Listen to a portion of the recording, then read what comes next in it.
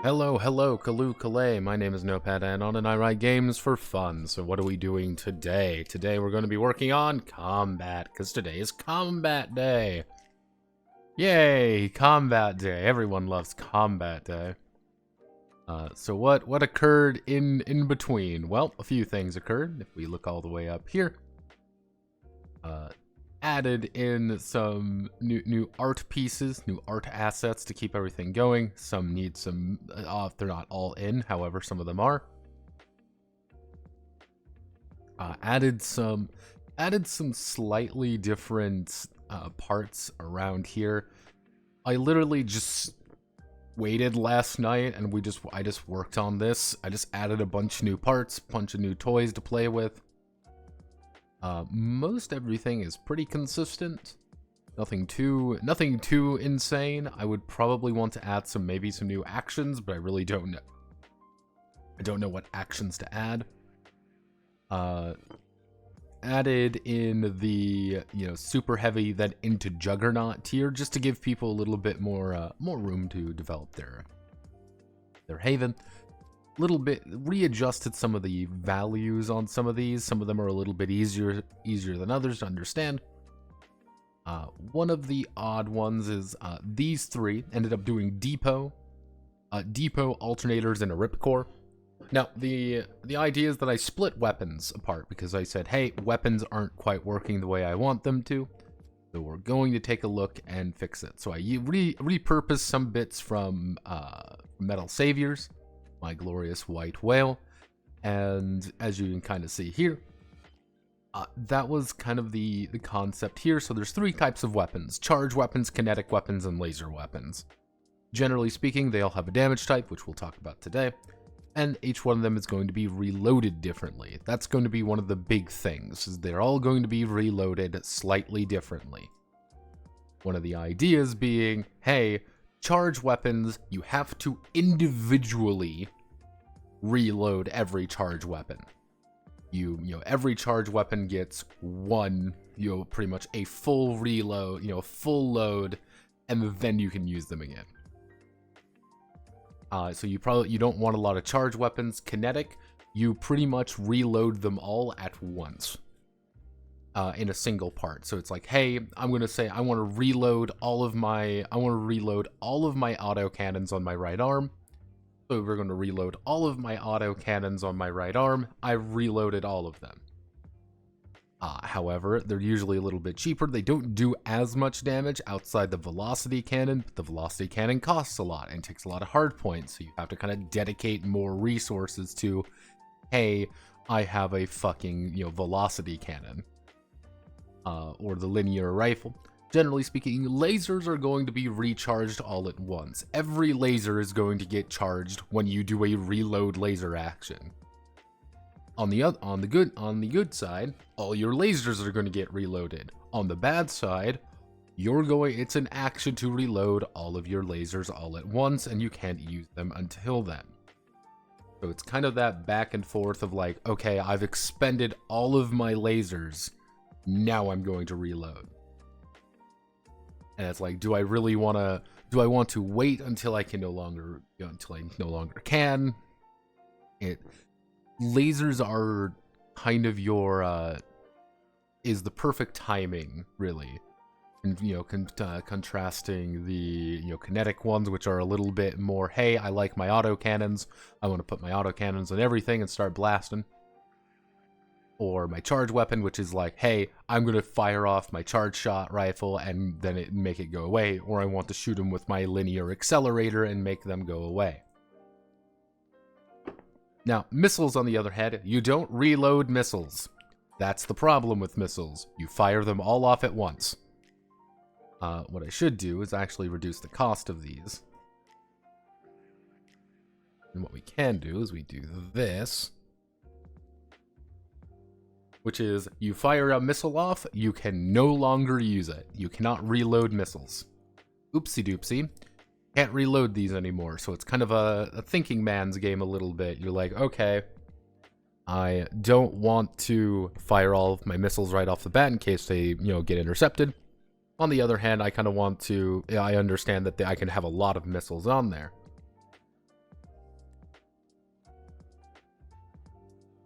Especially if you do point defense missiles. If you look down there, if you do point defense missiles, for example, with point defense missiles, you can actually have 4 point defense Macross missiles on any of your thing, and you can fire every single one of them off at once. You can do 4d4 damage by firing every single Macross missile, and it will deal exactly, and it will take up exactly 1 point, 1 hard point. Which is the value of the missile pods, which is like, hey, I'm just going to slap in a bunch of these. On the other hand, you get things like the Juggernaut missile. If you have a Juggernaut missile, it costs a lot of money to do. It's 25 score, but it's a D12, which you can do a 4d12 squasher. On the other hand, it takes 1.5 hard points. You might have 2 Juggernaut squashers, but you may not have much else to work with in that limb. Ooh. Ended up not having necessarily, I chose not to include enchantments, but I changed the name to beautifications. The idea of a beautification is that it's a hardcore tuned into a very specific thing. You slot it in there and it now does more. You pay 30 score and you get D8 beautification on any ability there, and you might have bonus attack, you might have bonus abilities, whatever. You're just assigning it that. Then finish with some basic finishing touches, and this is the Justinian, a very simple one of of the Engram 33480559-81JP. And as you can see, he's a very simple one. And the thing is, these shouldn't really change all that much. Technically, I believe I changed the idea of geometric. I changed the name of geometric to port. I didn't really know what else to call it, so it's now a port. It does the exact same thing, it's just a different name. But that's kind of the idea behind it. It's like, hey, the Justinian doesn't actually have any, the Justinian doesn't have arms. It has 2 medium chain guns instead for arms. It only has 40 durability in each of those limbs, but it doesn't really matter. He needs to keep moving, he wants to move fast, he wants to move efficiently, and he's doing quite a bit of damage with those chain guns. With, that chain gun, and that's his entire modus operandi. He wants to go as fast as possible, fire off everything he has, and then leave. What you kind of see there in his legs, he's got some point defense super autos, which is also built around just, oh no, they're getting close, I want to shoot them, or I can shoot them with my laser beams. Firing everything off, he's going to need to make a call at one point to say, I'm going to reload everything. Which, that takes time, and sometimes you don't have time. That's one of the problems.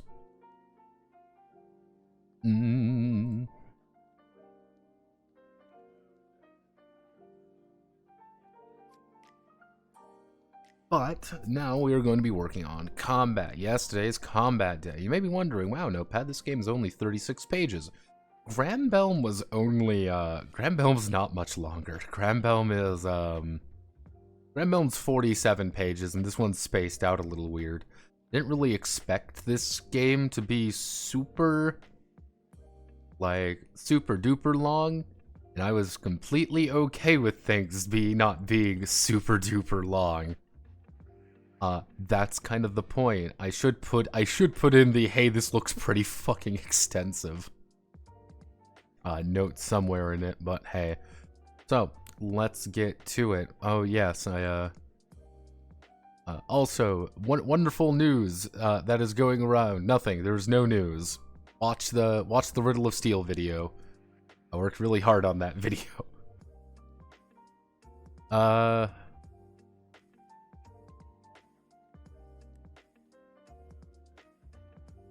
Yeah, no, it's the Riddle of Steel. Part of me wants to remake the title, like the actual title card, because the title card kinda sucks, but I don't know how to fix the title card, if that makes sense. It's one of those, it does not really help that the logo, that is the whole logo, unless I change the logo, but it's like, I don't want to shrink it down at all, but if I shrink it down, it's one of those things where I can't get a really good, I will say probably one of the better thumbnails I've made is the Colt one, because Colt was big, you clearly saw what was going on with it, alright, neat. Through the Breach, alright, cool, you clearly see it, it's a big logo, you see everything there, easy peasy, awesome. Hexen Academy, it's big, it's, there, you can clearly read everything. Part of me wants to remake it, even the Fatal video, which has 3.4 thousand views, thank you very much. I have realized gradually over time that the logo does best if it's big. That sounds kind of silly to say, but this is a lot harder than you think. Because the thing is, Riddle of Steel, if you go to, the Riddle of Steel RPG, there really isn't much about this game, obviously. Song of Swords is going to be easy, because you have a nice small logo here that you can expand it up, it's going to be pretty big. Riddle of Steel, I don't really have that to work with. That's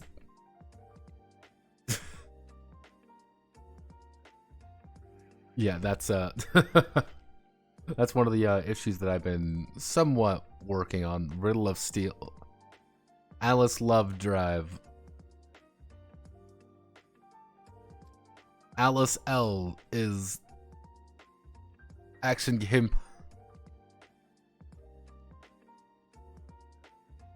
That's somewhat silly, but yes, hello. Man, I love. Yeah, I've been debating on it. If anything, I'll ask one of my people on my server, be like, make a logo, please. Make logo better, please. But I don't like whatever's going. See, this is always that disturbing section of my life. Now, here's a secret for all of you. For all of you at home watching this, or if you ever do, I have a fear in my body, a fear in my soul, you could say, because I look over at my server and I just see this. I won't tell you who's in this. I just see women autism. I'm not going to tell you who's in the actual discussion time with the logo Women Autism. However, I just a quick glance over and I see it, and I don't know if any of you are there or are here at this moment. But why? Why is what's poppin' here, gamers? What's going on? Here, I saw it was dice autism before, but now it's women autism. Hello, the Beasthoven. I'm being very concerned about my server currently. Though I really should stop being worried about my server and just live to it, learn to embrace the chaos. So,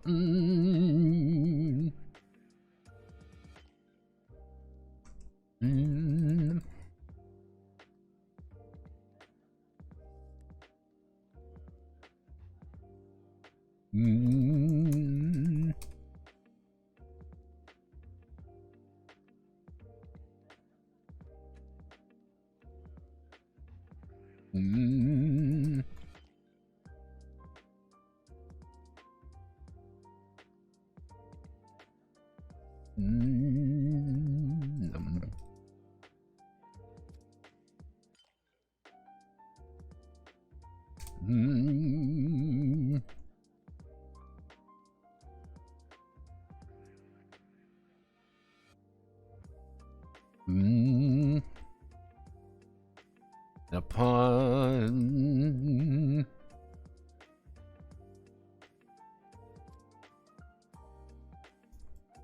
and let's see, and upon a pale horse that spoke in riddles, death did arrive. The Engrams are creations. And the Engrams are creations of war and are weapons in our.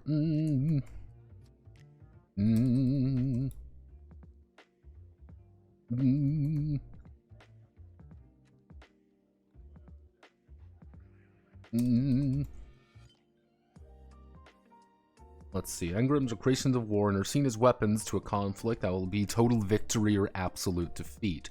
There is no. There is.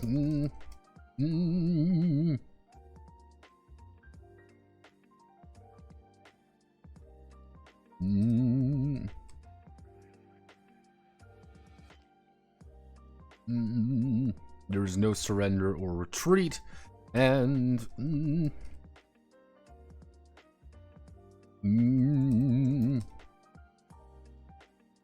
to the Engrams, neither are even considered. Time to do mecha battles. Do. Love mecha warfare. Go to commit a war crime. About the Riddle of Steel, but seemed the gear porn time. Riddle of Steel, but it seems it's gear. Yeah, it's always gear porn time, baby. Generally speaking, Riddle of Steel is a really interesting game because like I said in the video, there are two games. There's two versions of Riddle of Steel. There is this sword and sorcery D10 game where you go around and you're trying to complete goals and you're trying to learn about yourself a little bit more while building up spiritual attributes to cash those in for more permanent advancements of a character. Even down to the fact of that you're kind of encouraged to replace a character at a certain point where it's like once you burnt through all your spiritual attributes, it's like, yeah, you should replace them because you're going to have a better character. Then there is the combat section, which is I have a long sword, you have a you have a long sword, I have a long sword, I'm going to swing for your head now. Hey, grab your dice. Are you going to throw red or throw right, bitch boy? I'm going throwing red, 10 for your fucking head. Let's go. No balls. Come on.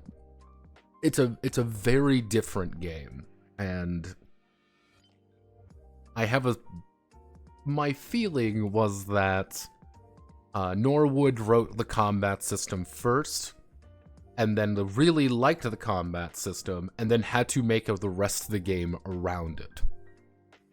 And that is kind of where you get some more interesting results, or down to the fact of most likely most attributes in the game, most of the attributes that are not strictly physical in nature probably got replaced or were added in later, and the math was built not around both. It was built around the combat first and then reworked to add it. Because you could make a character that cannot fight in that game. It's actually very easy to make a character that has no fighting ability and is like, yep, this is an idiot with a fucking knife. He's not very good at anything. He's still deadly, don't get me wrong. Any person with the weapon can sneak up on your ass and stab you in the back, and you're going to die.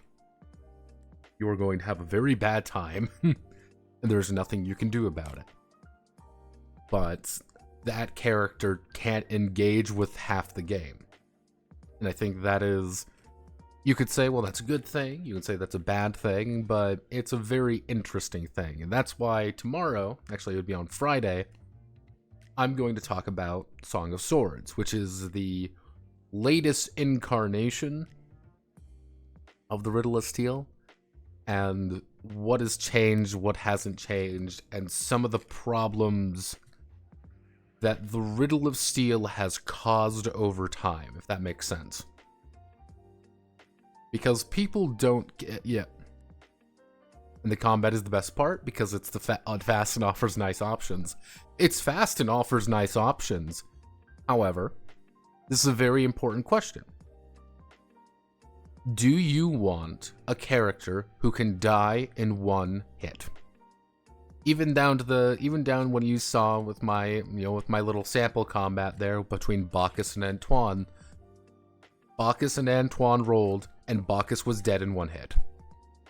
With the amount of bleeding, with the amount of attack, and the fact that Antoine would have gotten effectively in another attack right away, it was over. He couldn't defend himself. Antoine had 6 additional die. He would have gone straight for the head and killed him instantaneously. Nothing he could do about it. And you sit there and you think about it for a second, and you're like, what the fuck? And that was like one of the things between the birth of Song of Swords, which is really interesting because Song of Swords was built on the back of actually running duels effectively in Riddle of Steel. You know, this is one of those weird things about Song of Swords that they did wear on their shoulder for a while there, but they stopped eventually because no shit. It was what these guys would do, the main guys at Opaque Press for a while there. They would start a thread on TG, and it would be a fetch thread. And during a fetch thread, all it would be is they would say, hey, here is, here's Sir Antoine, and here's, a samurai man. they're going to fight each other, and they would literally call to the audience, okay, what are they doing? And someone would say, red, white, and then you'd be like, okay, he's going red, oh, he's going white, and they would fight one another. You know, fight, ding, ding, ding, ding, ding, everything's great and wonderful. And eventually, over time, that morphed into Song of Swords, which is a remarkably more complicated game. But on the other hand, there's no lore in Song of Swords. What about the narrative luck armor? Easy to implement. God, I wish it was that easy. It's one of the weird things with Song of Swords is there are a lot more toys to play with in Song of Swords. That's the kind of game that legitimately says, oh, well, our setting is, you know, Renaissance era, there's guns, there's all these cool things going on. But it's also the game where you have an equipment list that is 20 pages long with katanas, with wakazashis, with a fucking obsidian axe. You know, like the sword, you know, the weapons you see like Aztec people use? You know, with like the obsidian blades and stuff. They have those. Because that's what that game was built around. That game was built around the best way to think about Song of Swords is Deadliest Warrior, the role-playing game. Unironically. And that's how you should treat it. This is Deadliest Warrior, the tabletop role-playing game experience, where you get two guys, they enter an arena, they fight to the death, you cheer at the end, and then you go to the next fight. I've had people say you can do fun, exciting games in that, and I don't doubt that you can do fun and exciting games in that. But these are the same people who say, hey, this is a really fun and exciting, wonderful game. If you use my 30 pages of homebrew to make sure it works. That's always the asterisk. How does magic and archery work? In Riddle of Steel, archery is very strange, and the reason why I didn't go over archery and magic really in Riddle of Steel was that would add easily another 3 minutes. Easy. Because archery is all about using like your ranged combat pool to do the same thing. Except remember, everything is based off of 1 or 2 second rounds. The game literally does make you understand that you are pulling back the bow, aiming, and shooting. All of that one that one fluid movement is an action. There's a lot that goes into it, but archery is incredibly deadly because it's also random where you hit. You could say, oh, I want to hit the chest, but you're gonna hit that. Archery can kill you instantly. Archery's fucking amazing. The only problem with archery is that you have a bow, and if the man with the big sword manages to block your thing with a shield, he's going to run up to you and he's going to stab you to death because there's also no movement rules really in Riddle of Steel. Sorcery is arguably one of the most fascinating things of Riddle because you have to build everything. I kind of memed on sorcerers a little bit, but quite literally, you have to build every spell you do. And you're building different spells and different effects, and you're trying to combine different schools, and you're building your pool differently, and you're rolling everything at once. And it's actually really fascinating. Because one of the things is, you're not necessarily gambling with power, but you're gambling with time. Because what magic is, and why, Chris, the setting of Riddle of Steel, is you are trading your life that is for power now. You literally age. That's how sorcery works. You cast a magic missile poorly, you're going to age 2 years. And your beard's going to grow out, your body is going to wither a little bit. And it's actually a very precarious thing. It's actually pretty interesting. But it's not really for that second game, because Do I really want to have a cool magic system in a game where I am playing Conan the Barbarian as like hack a man to death? It's a little different. Range combat kind of works the same in Song of Swords, and fun fact about Song of Swords, there's no magic system. Nope, no magic. That's the joke. Because Song of Swords consume babies to stay young. Honest to God, that is the kind of shit that they encourage you to do. They like, to be evil, you are doing things to revert your age. And to do that, you must be hilariously evil. And it is it's very interesting. And that's why elves and stuff are actually really powerful in that setting. Because elves are immortal. And you want to know what happens when you're an elf that is, can live 500, 600 years? Wow, turns out losing 10 years of your life doesn't really mean anything. Because, hey, I can live to 800. Who fucking cares? Like, this isn't anything, and I can cast these big spells. On the other hand, yeah, Song of Swords never got its magic expansion. That's a major sticking point to the game, actually, is that it never got its magic book. And it's been trying desperately to get it, but it's never has. And that's just... The response has been oopsie doopsie because Opaque Industries is kind of gone. I'm curious. Song of Swords. Let's see, do we have anything new on the Kickstarter? Yeah, it's this entire game, yeah. Yeah, this one's been kind of a when you get called a scam, things aren't looking too hot. Yeah,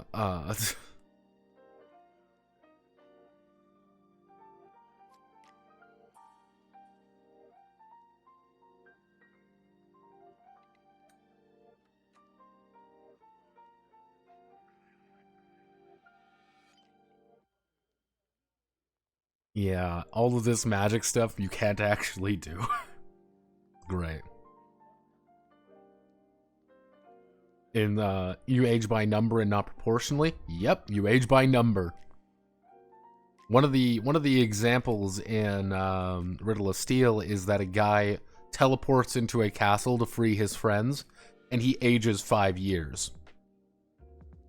And he literally pops out, and he has like this huge beard, and he's like this huge, like, he's physically a lot older. He's like, ah, shit. And like, but it's getting like, hey, if you're a fucking elf, who cares? But if you're an elf, you also invested in an A rank. If you're an elf, you already invested in a A-tier, race, and that means you are probably really bad at everything else in your life.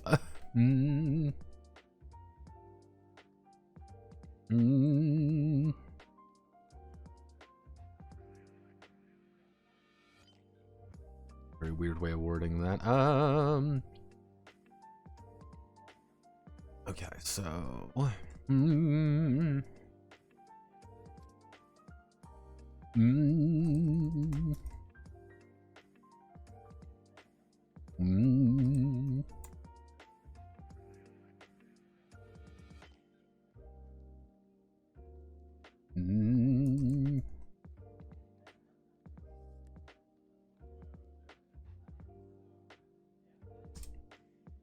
Observation and reflex together to determine their initiative value.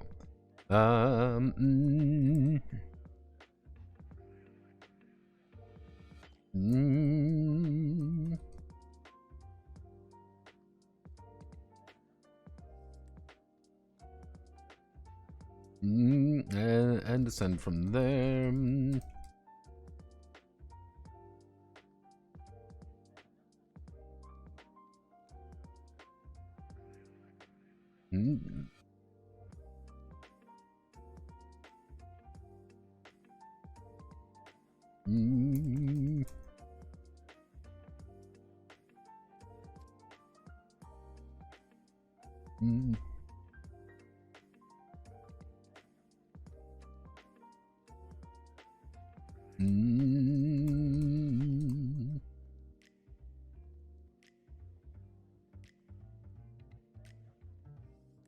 See.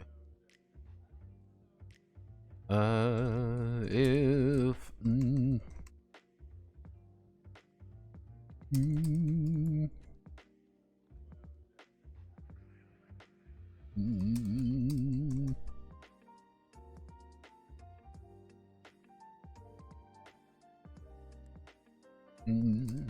let's see. One group ambushes the other. The attackers will add +10 to their initiative values, while +10 to their initiative values. On the other hand, if assaulting a fortified position with clear lead up,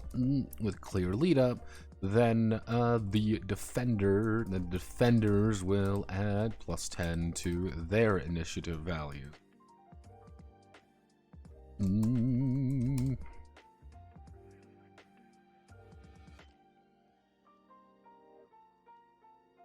So it's not necessarily you're going to act first. You're just going to have like a weird, huge advantage. You know, that's going to let you maintain the... Actually,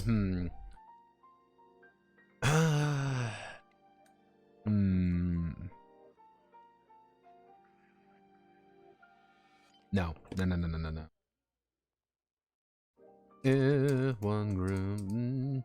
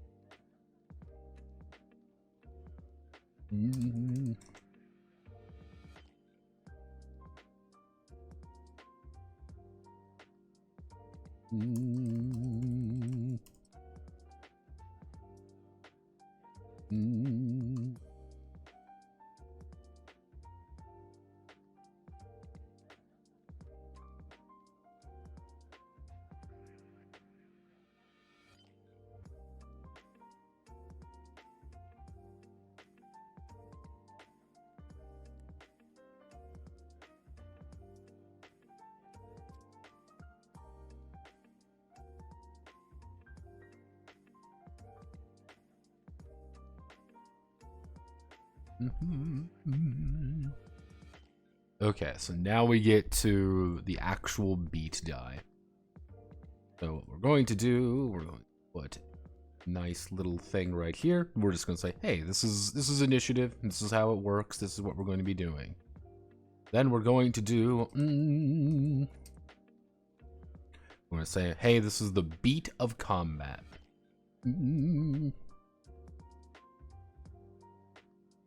Let's see. So combat has a rhythm. Has a rhythm to it. It has a rhythm to it. As long as the engrams are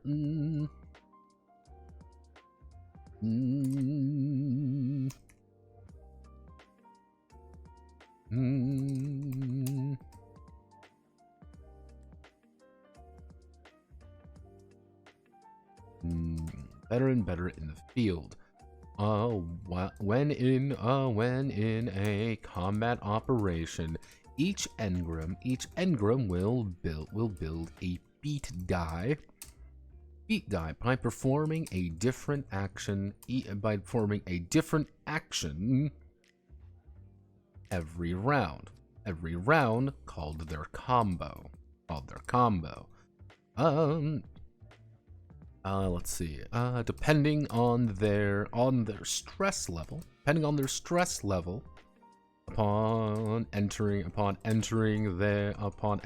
combat operation, they will begin at different beat die levels.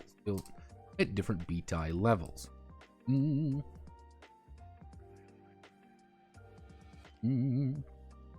Performing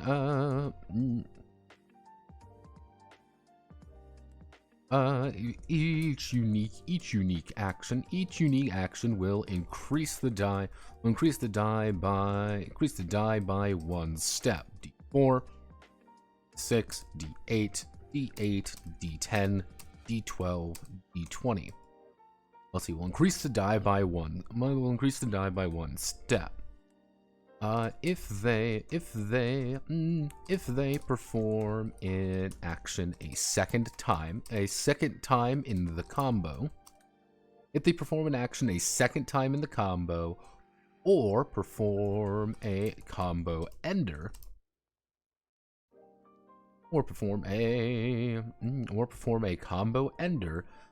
they will reset their next action.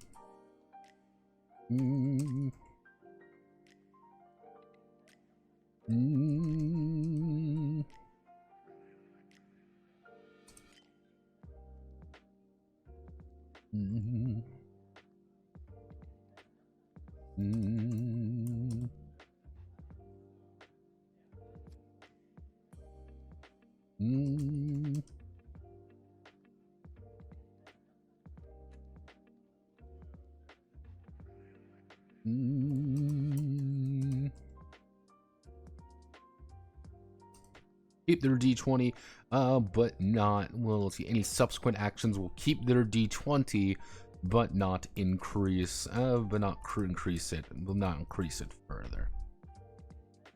Yep.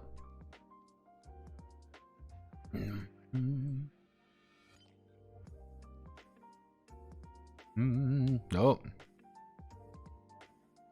Have you made any content about the burning wheel yet? I've wanted to do burning wheel. Honest to God, I've wanted to do burning wheel in a while.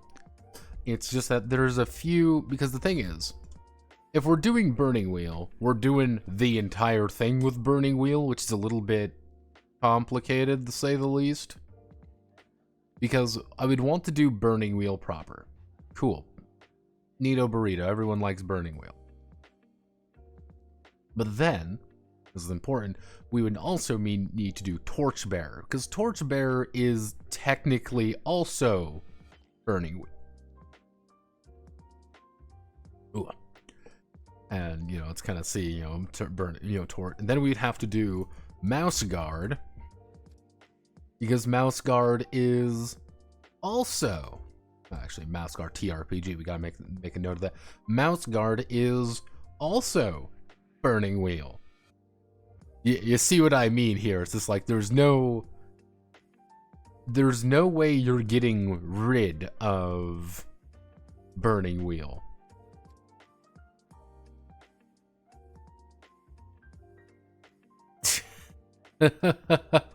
Yeah, a lot of people are very put off by it, and some people will say like, "Oh, Dungeon World is burning wheel." It's not actually. It's published, mind you, by Burning Wheel, but it is not Burning Wheel, which is incredibly funny in its own right. But yes, you know, it's one of those things like there's no like really good way of doing Burning Wheel, because oh yeah, we'd have to do Burning Empires, whatever the fuck Bloodstained Stars is. I believe this is, yeah, Iron. Like, it's a process. We do one thing with Burning Wheel, we do the whole thing with Burning Wheel. Has Rain done anything for a while? The perfect RPGs. Project canceled. Oh, that's not a good sign. Torchbearer. Yeah, Luke Crane hasn't really done much. He's done Torchbearer and Inheritance. Is this Crane? Yeah, I guess it is Luke Crane.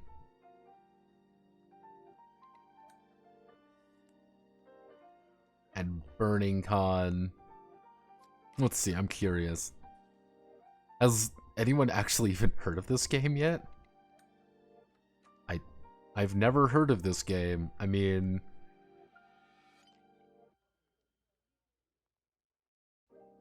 Nope, this isn't Burning Wheel at all. Oh, goodness. Yeah, welcome to a incredibly specific game and like the perfect RPG.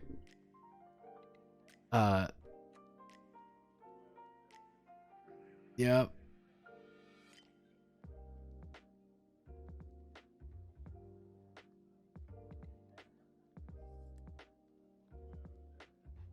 Why do you cancel it?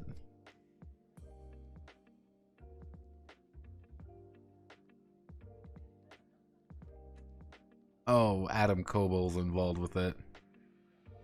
Yeah, Adam Koble was involved with it. That makes sense. Yeah. But yeah, there's if we're doing it all, we're doing it all. You don't need to, but you can chop down to the basics. But yeah, no, it's one of those things where if I were going to do Burning Wheel, we would need to do it all. Just to say like, hey, this is everything. It's kind of like the, probably next month we're going to do the Geniverse Super Show, which the Geniverse was also one of those projects, like, we can't just like piecemeal out the Geniverse, we have to do the whole fucking thing at once, because it is such a goddamn shit show of a game. Not a bad, it's just weird.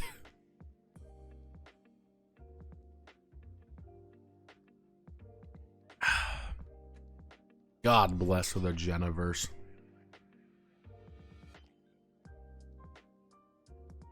That, and it's talking about...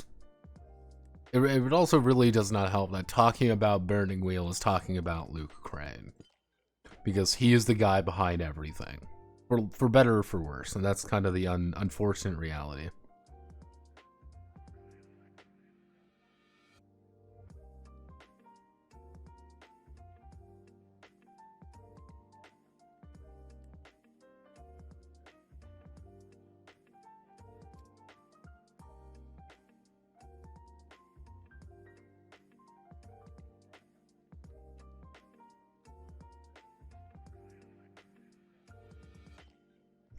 Oh goodness. Good. My see, you may not know this, but I am I played a lot of Starship Troopers Extinction. This is a very important note. I played a lot of Starship Troopers Extinction. And playing a lot of Starship Troopers Extinction means that I was Helldivers 2 has been a fascinating experience for me. Because I keep getting notes of people saying, hey, why do we want to play Extinction now? Because it sucks. Helldivers 2 doesn't matter. It's... The thing with Burning Wheel is that Burning Wheel is a game about giving you a lot of options. And it wants to make sure that you have every single possible option available to you. And the way that it's written is to intimidate. I honest to God think it is written to intimidate, and I think that's why it didn't take off as other games did. Honestly. Okay, so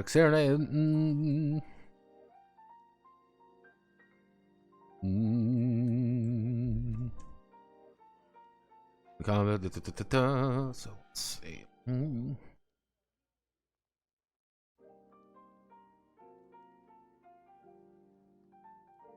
So actually, if we do the actually, we're not. This is going to be a real, because now we're going to do actions and combat, but then we would have to. This is actually was a thing that I was having some difficulties with, which is movement. Actually, see, actually.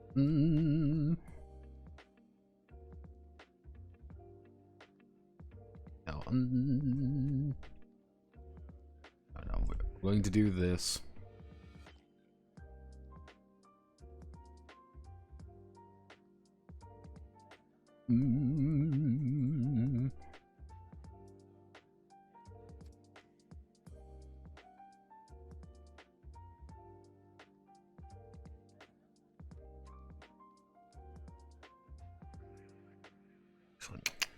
No. No. Okay. Oh my god. This is one of those weird organizational issues where I need to make sure that everything works correctly. If a... Actually, let's say...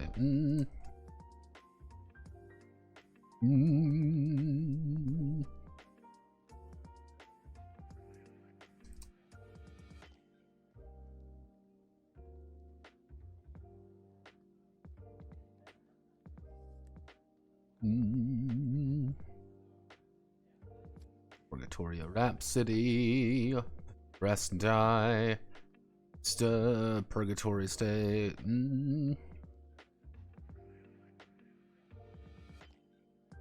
Dissociation. If an engram is disassociated, let's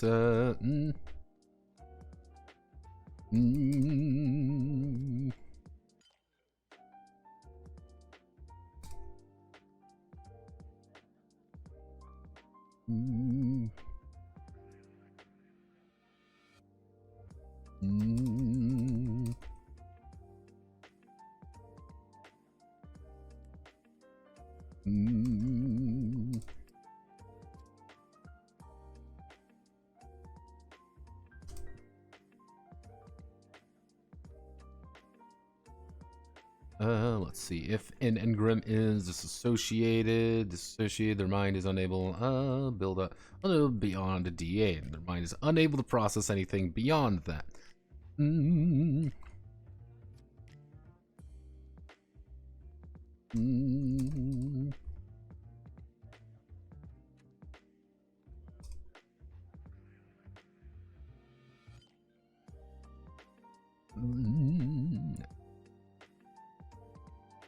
So actually, we want to do now. We want to do movement.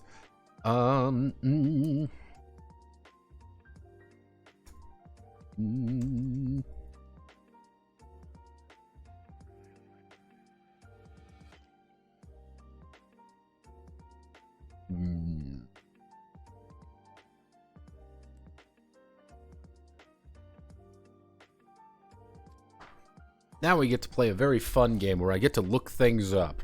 So, Armored Core TTRPG. There's got to be an Armored Core TTRPG. Mechton, I want to do fast speed RPG map.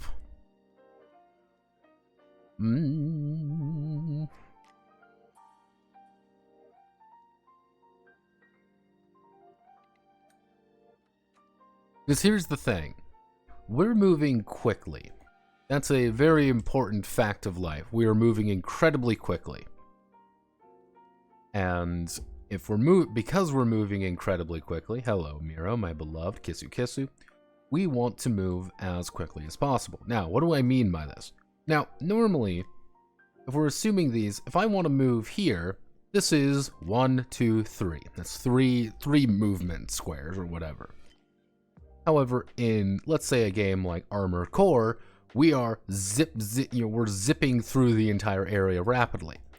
Grambaum, I literally had a rule where you aren't moving because you're moving so quickly, it's not actually even, you're never not moving. And because you're never not moving, you're always having that constant kinetic movement. So now we get to play the game of how do we deal with kinetic movement. I'm not sure I understand how scripted combat is even supposed to work in Burning Wheel. Like, that is one of those things with Burning Wheel I would have to do, because we would go over Burning Wheel complete, and I would have to break down every single part.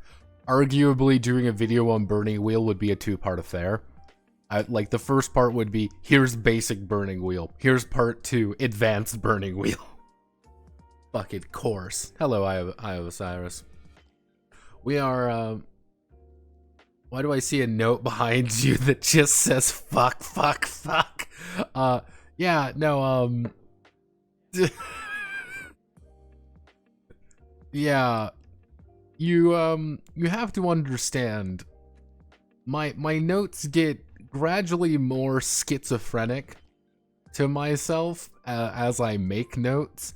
They never actually turn out to be productive or good or like rewrite this entire thing. Goddamn holy shit. Yeah, no, this is just how I leave myself notes.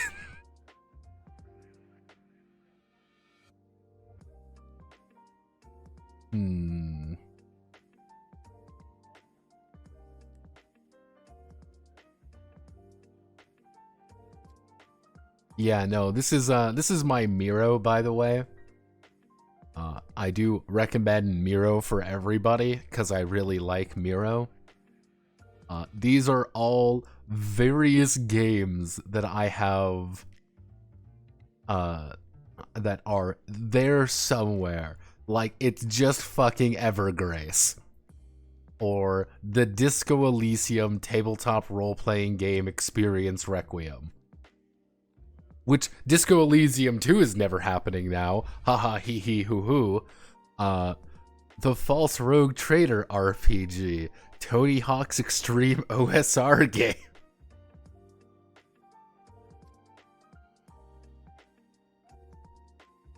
We will make the Tony Hawk Extreme OSR game one day. And Tony Hawk what? I had a note that I wanted to make a game about skateboarding. And I was like, I don't really know how to make it about skateboarding. Because it's such a simple idea. Like, I need a game about skateboarding. And we sat here for a bit, and someone said, why not make it an OSR game?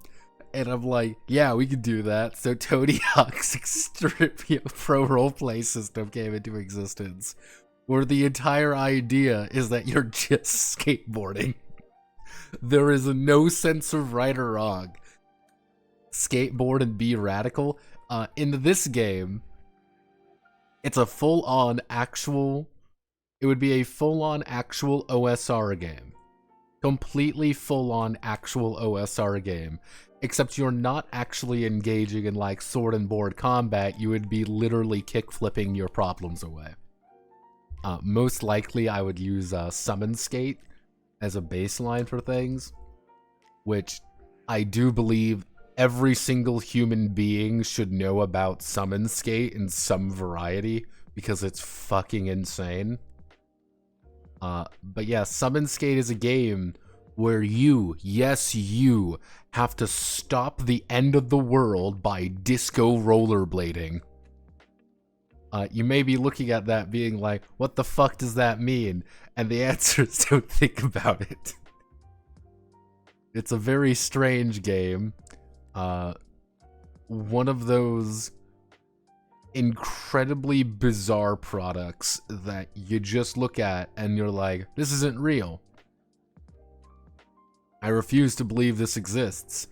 And then you realize that is the actual game, which is you rollerblade to stop Cthulhu.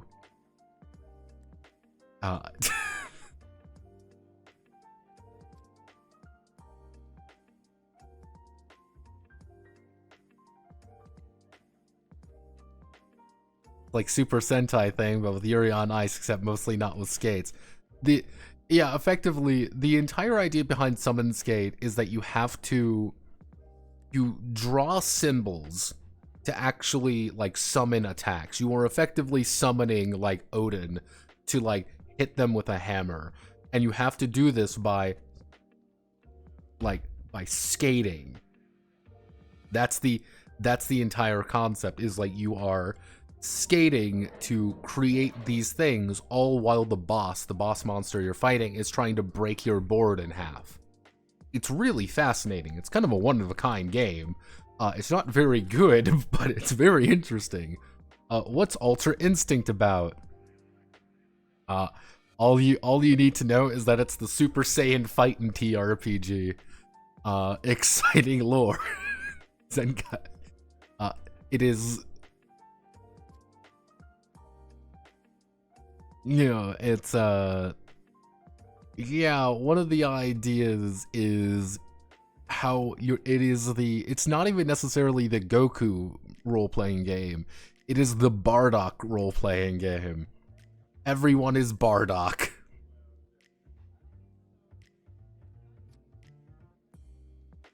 Check it. Just make it X Games OSR.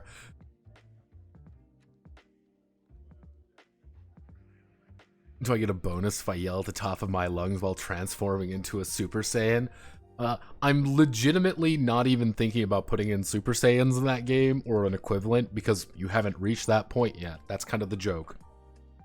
Literally, this game is just a justification to use Contact's initiative system. Because Contact has the best worst initiative system ever created by man, and I just want to use it for something.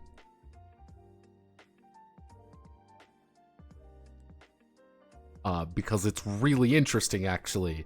Because all Contact is that, hey, get as big as number as possible, and it counts down, and every action you do just eats away at that.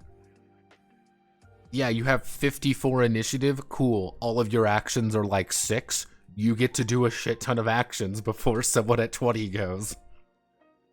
Completely broken. It's amazing, and I think it would work perfectly for a game like this. 0 Hour Squadron is just a space dogfighting game, which I am currently split between doing 3 different things, which is, I can't believe it's not Battlestar Galactica, the Turkish edition of Star Wars, or Wing Commander. Yeah, when I say Turkish Star Wars, I'm not... Nah, we're doubling down on Turkish Star Wars, and it's going to be a big, goofy, stupid thing, and it's going to be amazing. Because Turkish Star Wars is real, and it can hurt you.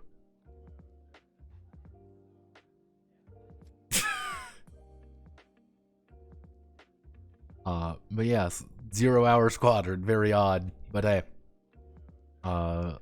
Let's see,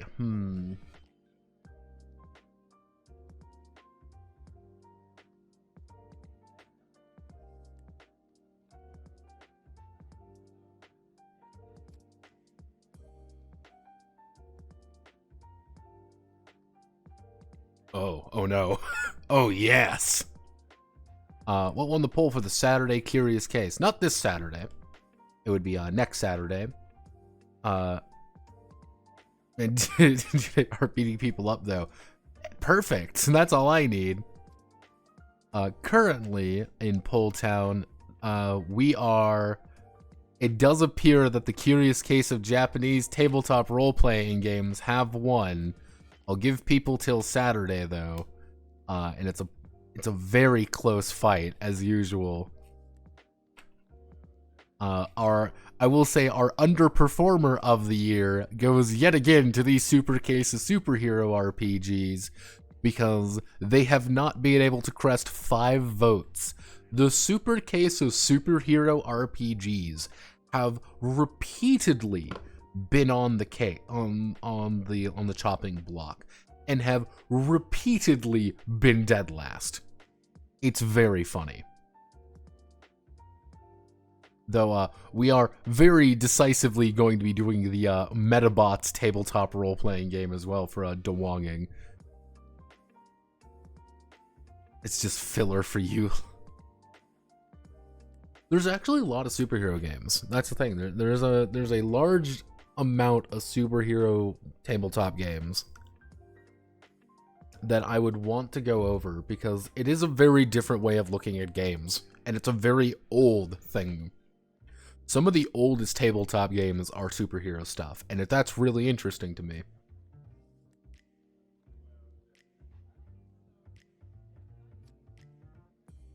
Maybe if Solid ever figures out how to do the first case, we'll get that set up. Let's think. I want to do a map. Because currently the Grand Bell method of combat is very, very loose. And I say it's very loose because it is quite literally saying, like, yeah, there's literally no movement rules. And I made a point about saying that there's no movement rules because Granbelm does not have movement. Because I've shown bits and pieces of Granbelm before, but just to give you an idea of like how fucking stupid this is. These people are not moving, they are going so quickly that they're just dashing around most of the time. Like, it's all fucking rockets. Like, this is the kind of speed will work, like, after image bullshit. And I'm like, how do you do movement like that? The answer is you don't do movement. It is an impossibility to do movement.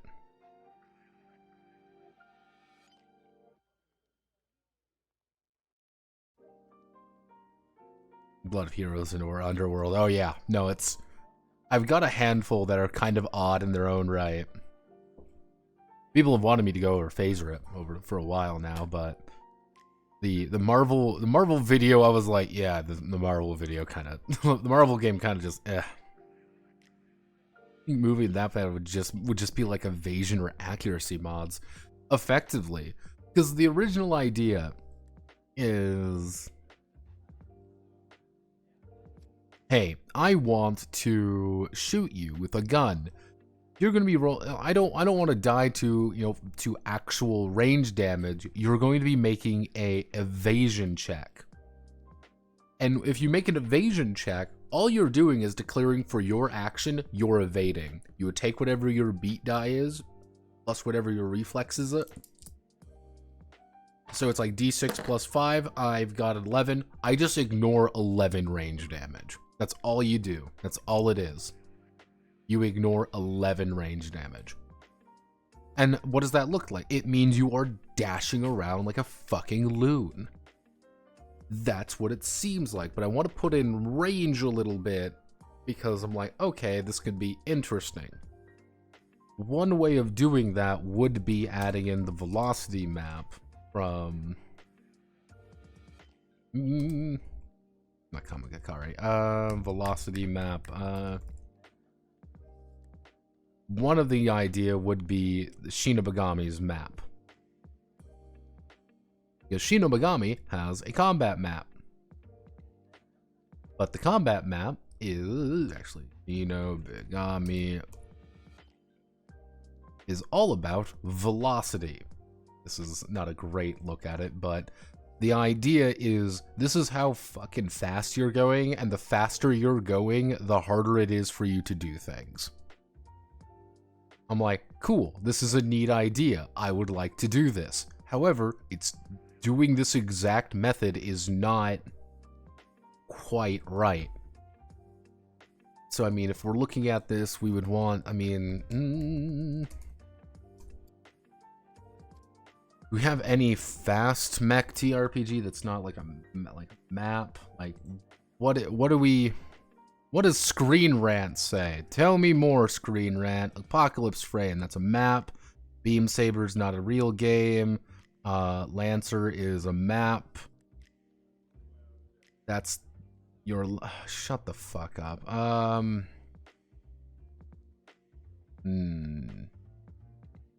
Speed. Hey there, Seymour. One idea would be an open map.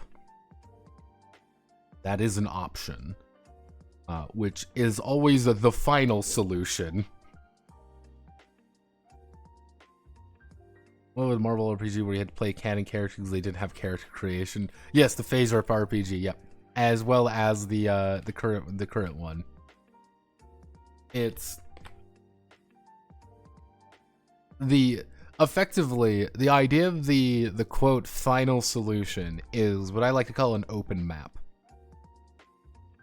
Now, you see here, let's say this is our map, and let's say I'm over here. Now, in some games, it might be like, okay, you want to move over here, this is 5 squares or whatever. In an open map, I move here, I've moved 5 inches. And because I've moved 5 inches, this is it. And this is what I mean by an open map. It's effectively a wargame map. You can go anywhere you want on the map. In exchange, it's tracking inches, which obviously isn't quite right. Actually, let's see. What do we have to work with here?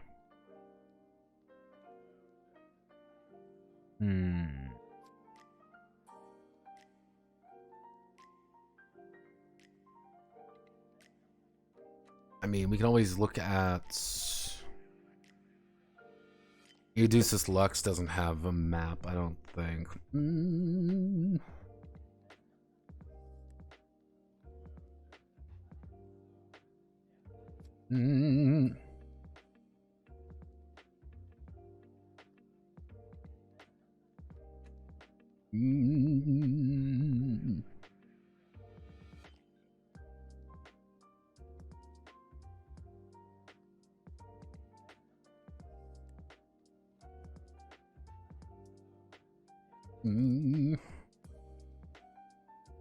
Yeah, because these guys have... This is the movement section, but this one has even more vaguely weird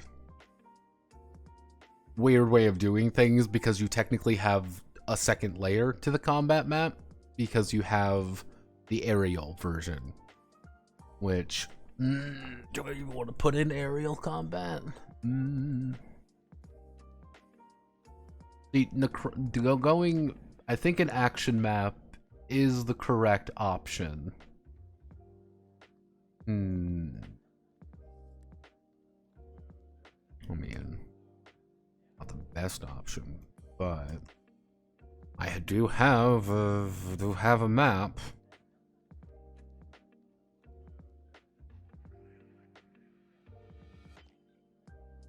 They do.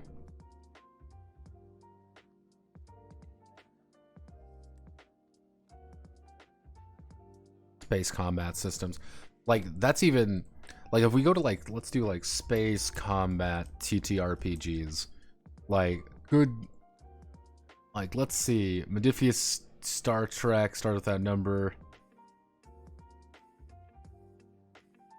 Traveler space combat rules, yeah. Like oh no,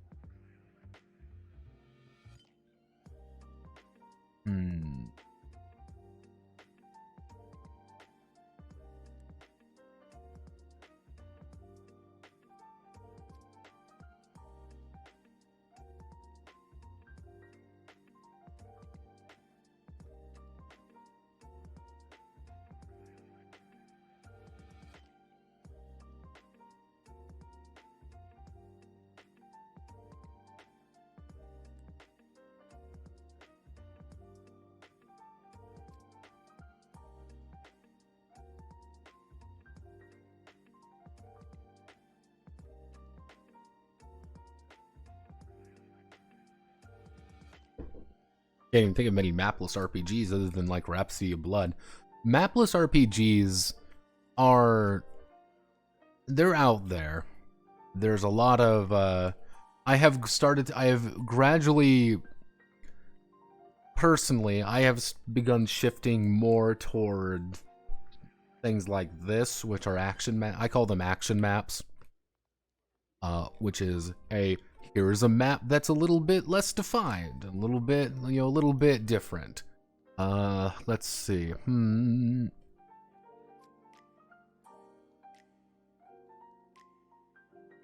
Let's think. I want speed.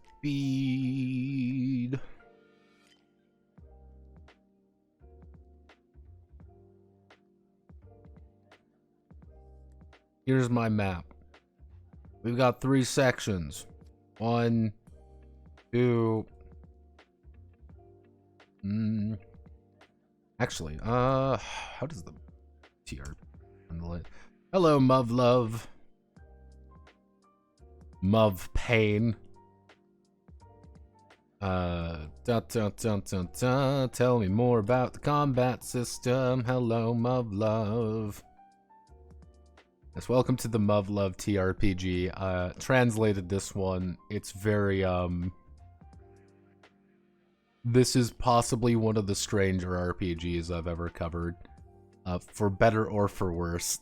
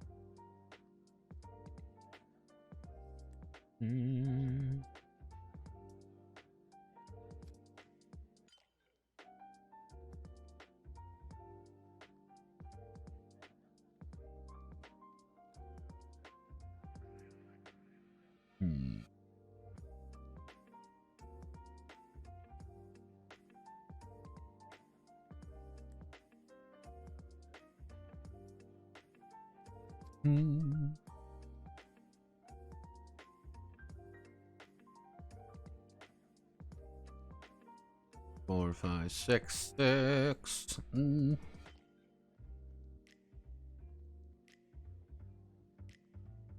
I got a game called City of Mist. It's PBTA, but for some reason you don't mention that or Apocalypse Engine in its product description. Well, yeah, because here's the thing. This is the beautiful thing. You don't actually need to say your PBTA. There's no legal requirement for it. There isn't. You can take whatever you want from PBTA as long as you change it. It's done. Does Knights and Magic have a TRPG? Maybe. Let's see. That's the really fun thing. You can just steal Ryutama's map. I could steal Ryutama's map.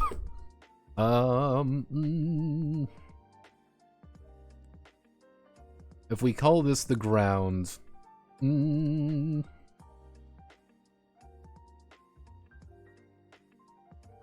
what would you call?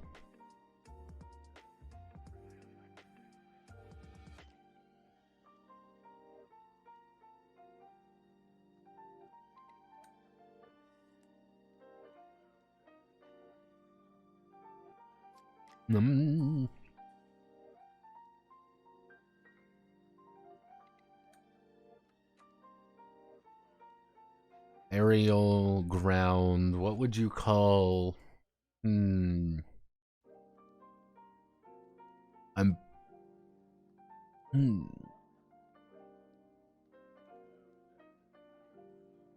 Actually, what we can call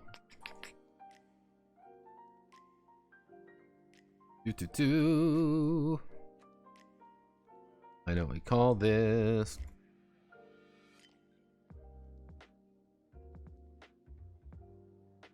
We call this Tartarus. We call this I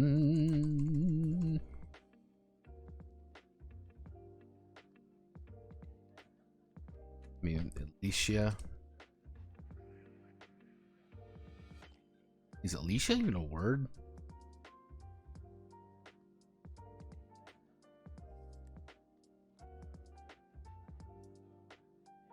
I mean, if we can call this, if we're thinking of this as, if we're trying to assign vaguely Christian sounding things to it, we can call this, of course, heaven. Tartarus, and then Tartarus is the ground, heaven is the earth, and then we would call this when in doubt, just steal shit from Necronica, because why the fuck not? Yeah, let's fucking call it Limbo. How about that? Limbo. Limbo of the Lost. Having Limbo in Tartarus. You're always falling to Tartarus, but it's hard to reach heaven because you're trying to hit vertical. Okay. 1, 2. Nice. So 1, 2, 3, 4, 5. We do 7.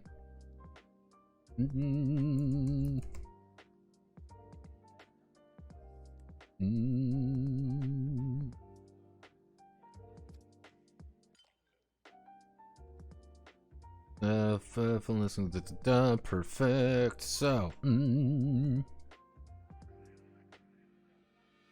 kinetic operating. The kinetic operating theta.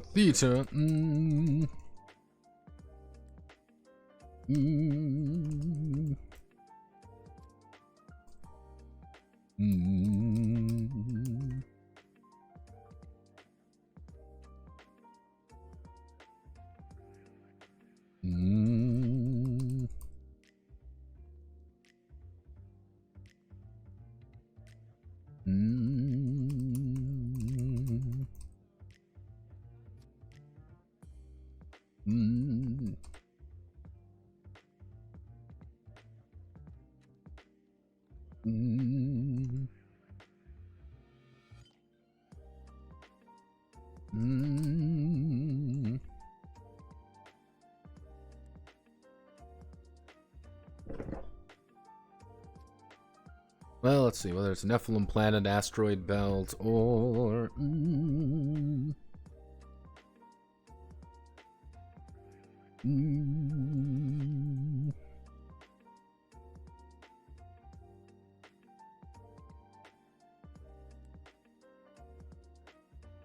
whether it's planet side, an asteroid belt, or...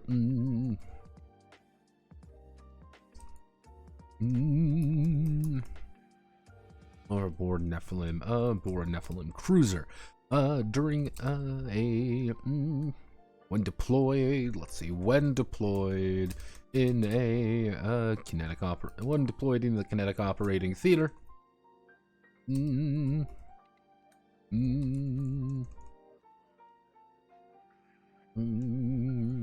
only thing that the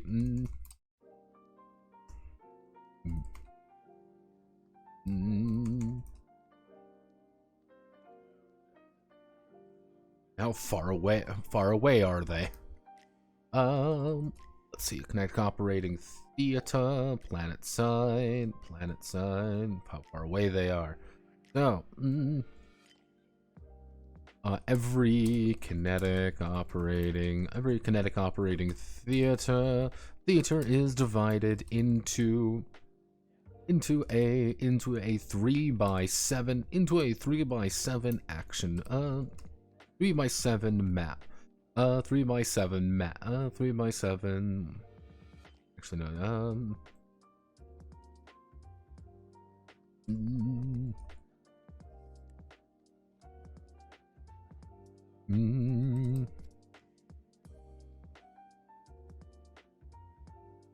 seven across 3 up. Okay,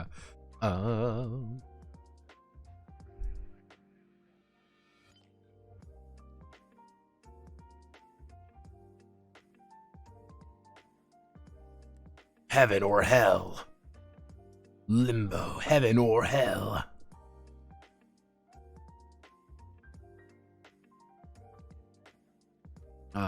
Let's see. Wait, no, it's heaven or hell.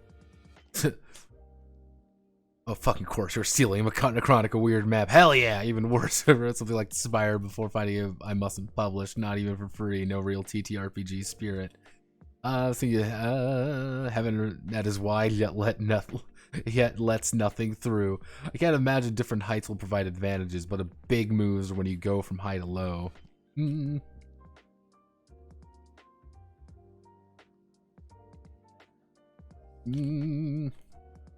I can imagine just being at different heights will provide advantages, but the big moves are when you go from...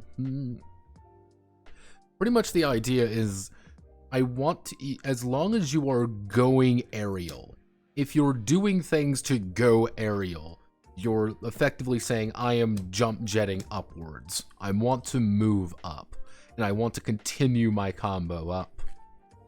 However, it's also like, hey, I'm not doing anything. You're going to fall at the end of the round. You're going to fall down. However, you can use this to your advantage because you're not spending a move action to fall. You're spending which you're not going to spend a move action to fall. You just fall down at the end of the round, and now you're closer to the enemy, and now you can just unload on them. Crash down on top of them and, hold down the trigger, and those civilians don't know what hit them. Ow. Ow. Ow. Ow. Let's see. Process of where the enemies are and how far they are. Let's see. Dividing the individual sections on a 7x3 map. Vertically, the havens will operate in Tartarus. In Tartarus, Limbo, and Heaven. Tartarus.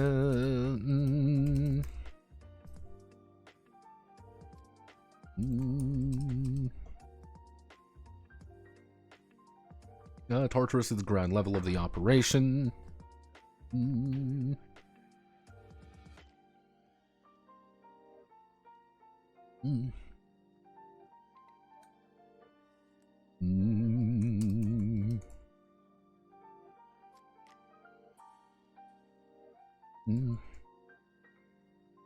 Vehicle, where infantry and vehicles hold sway. Limbo is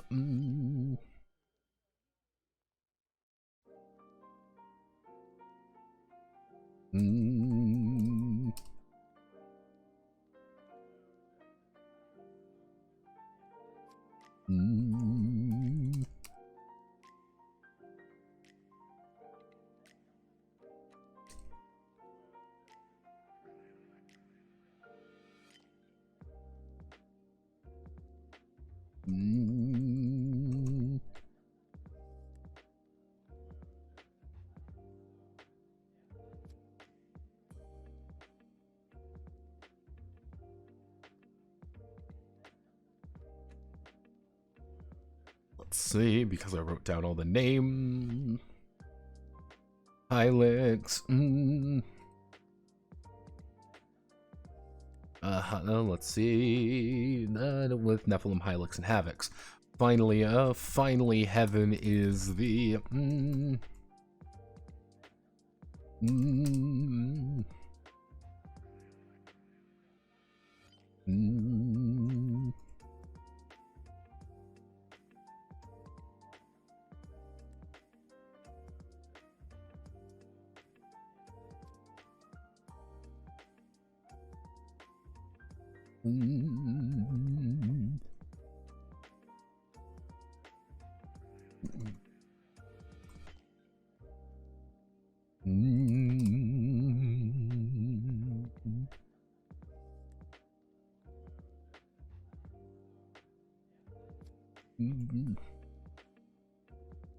Havens will deploy in section A or B. Should they need to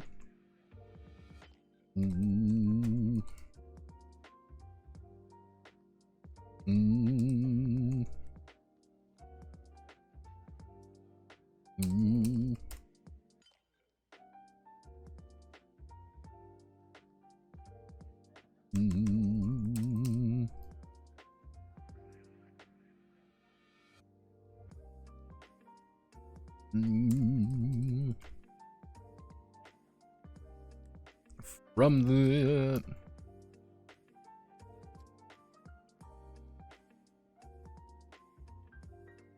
should a haven be freshly deployed from the sanctuary ship, it will appear in section A.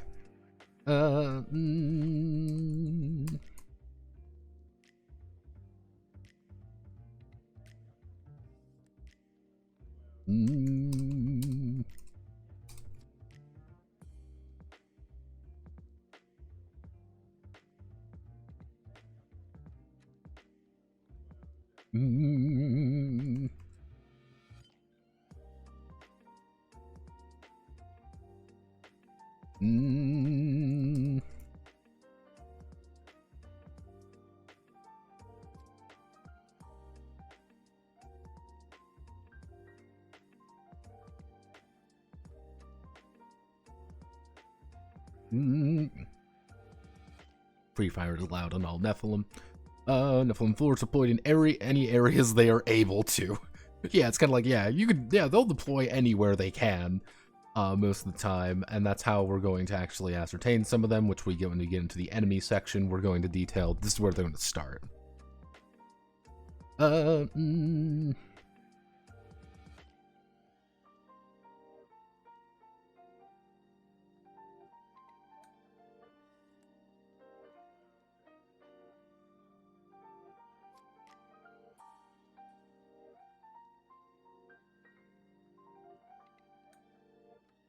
What I was thinking about doing is, since we're having that idea of verticality, is, hey, if aiming down, it's like, when we're talking about range and stuff, aiming up takes away range. Aiming down does not. If I am here, for example, if I'm here, if I want to shoot someone here, for example, that's 1, 2, 3, 4, 5. That's, distance. Actually, we'll say it's a distance of 6. I can go, boop, they're dead. Now, if he wants to shoot me, it is 1, 2, and then all the way over. That's kind of the idea. It's like, you have that immediate advantage of, your range is just better, with the problem being that there's usually no cover this high up. And there, someone with, like a linear accelerator or AA, for example, then yeah, they're going to be able to do that. On the other hand, you have the advantage of, I'm higher than you, I'm going to now range handgun ammo on you. Ha ha ha ha ha ha ha ha ha ha. So we want to, actually what we can do is what we can add in this concept.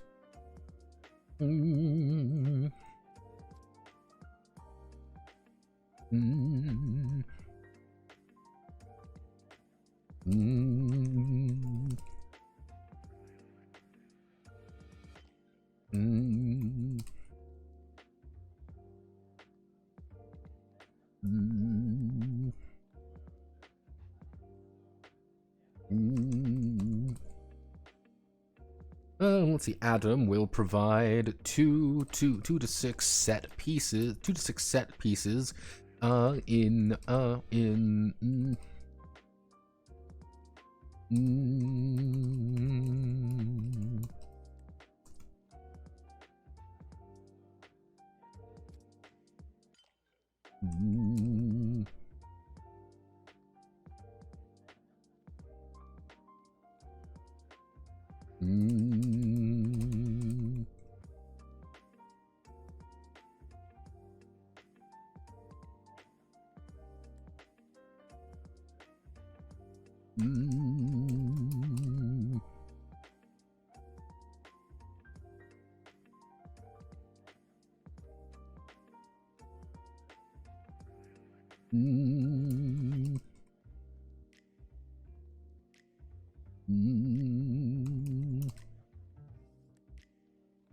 Also realize I call this thing a cot.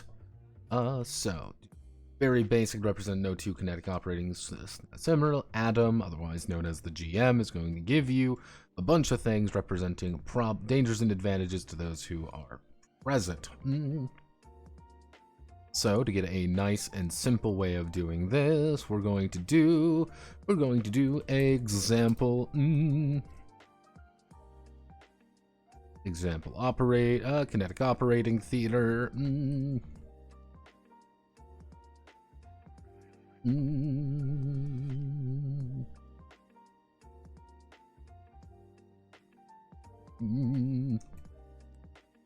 Bethel belt.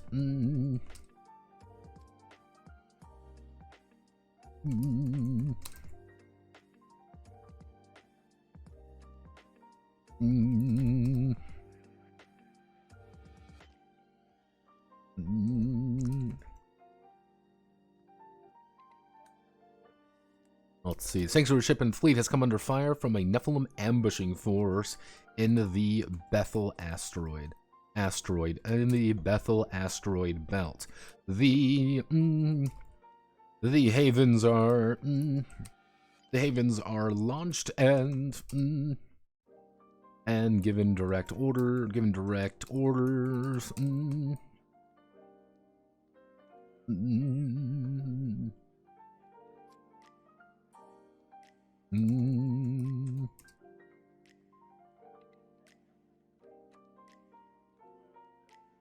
A, B, C, D, F.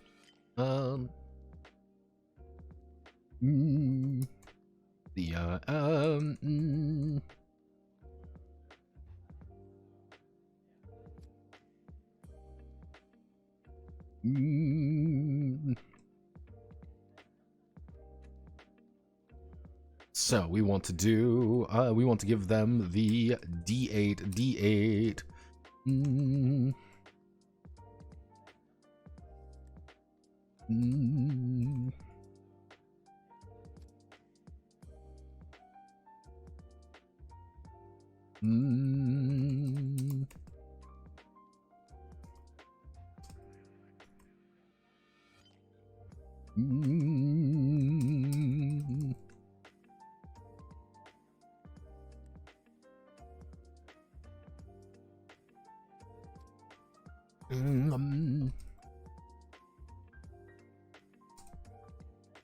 And at the end of the round, each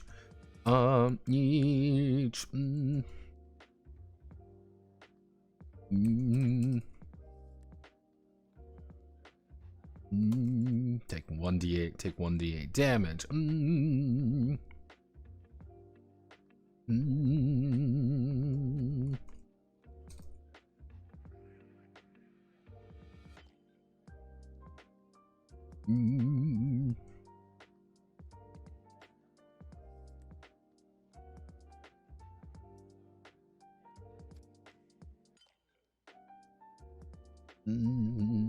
Let's see.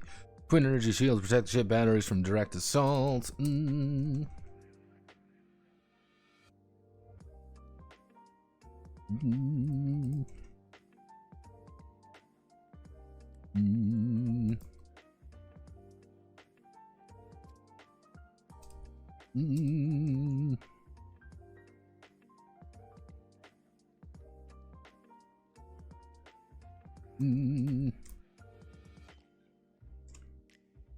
Let's see how we want to do.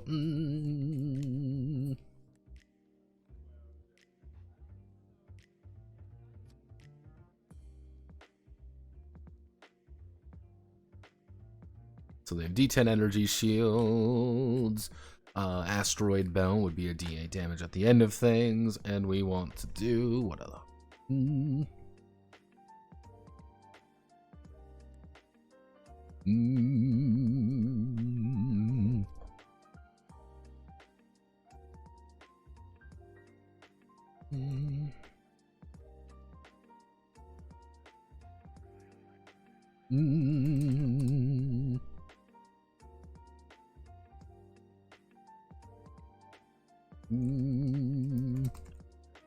Let's see, the asteroid the batteries are using as a home base are...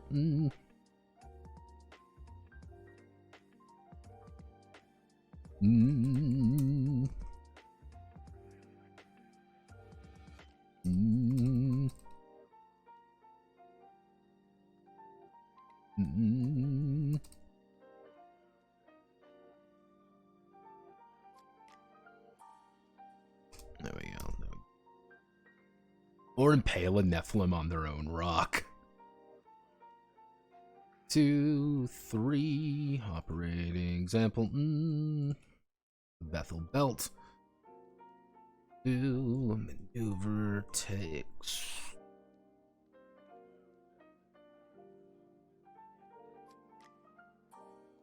Oop.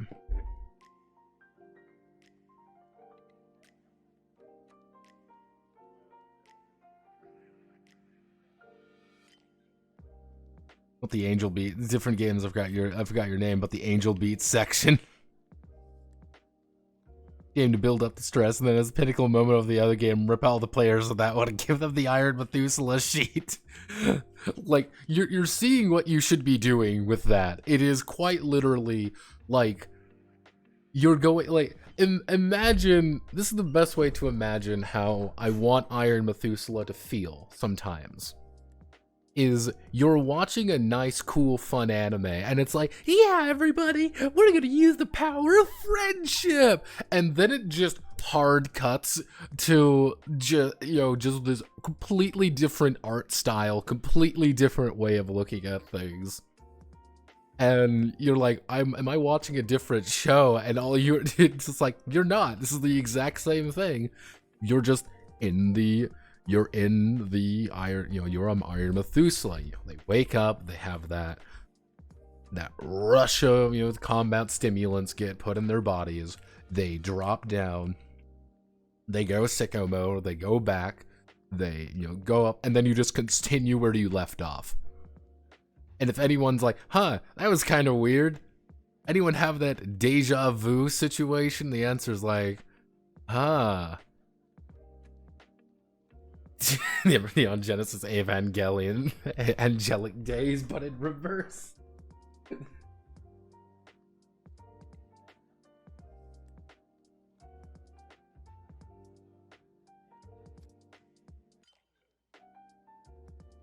Yeah, no, it is one of those things where this is a miraculously high concept game that really didn't need to be as high concept as what it is, but it just kind of happened to be that way.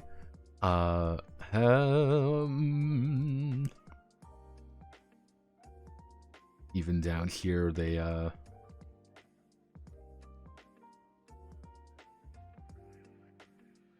yeah, I'm not even really worried. See, this is the beautiful thing, is I don't even have to worry about any of these things, because it's just not, like, the union system doesn't really need to even occur, because that's just not a thing that matters.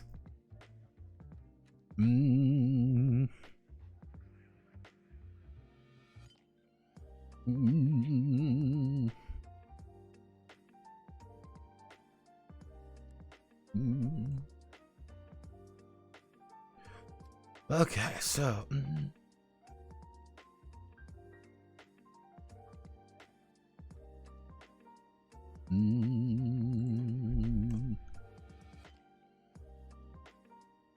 I'm going to do is I'm going to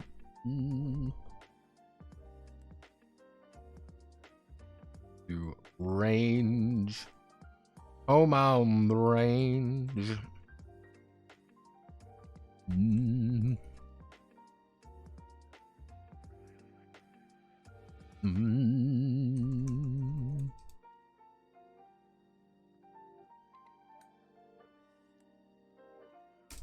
Now, when trimming range of weapons, the higher one is, the easier it is to aim. Aiming is.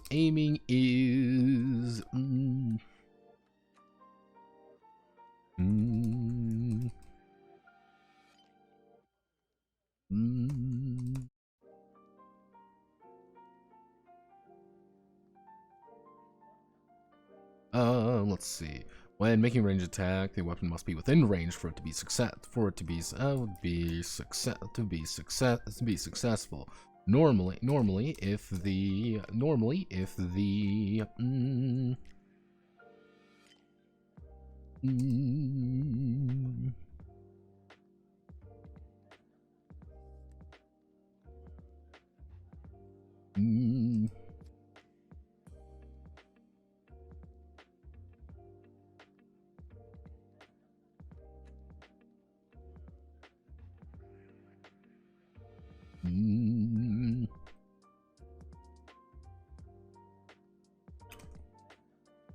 if the Haven has aerial if the Haven has aerial superiority, the ranges do not change for the actual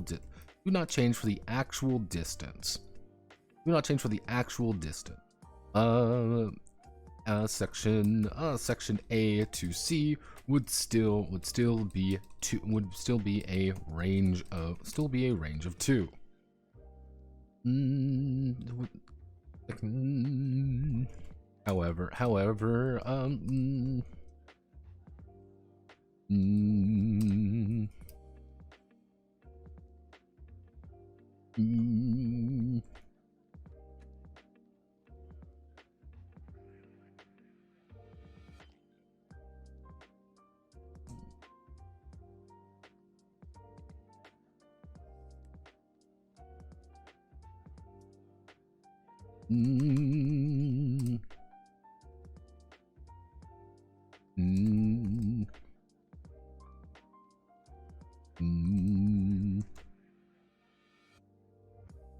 there'd be a D12 fortification.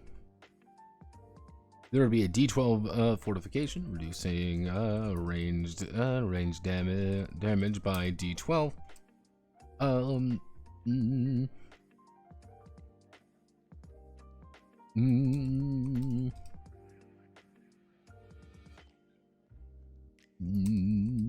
It would be ignored if the attacker is in heaven. However, if one is firing upwards, they will add additional range, based on they'll add. Actually, the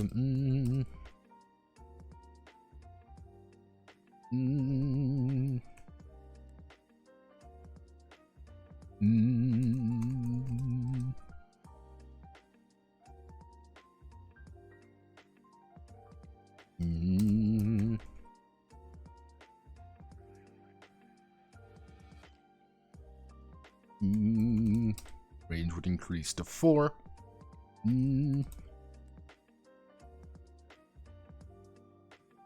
2 place plus 2 vertical. 2 base plus 2 vertical. Maintaining.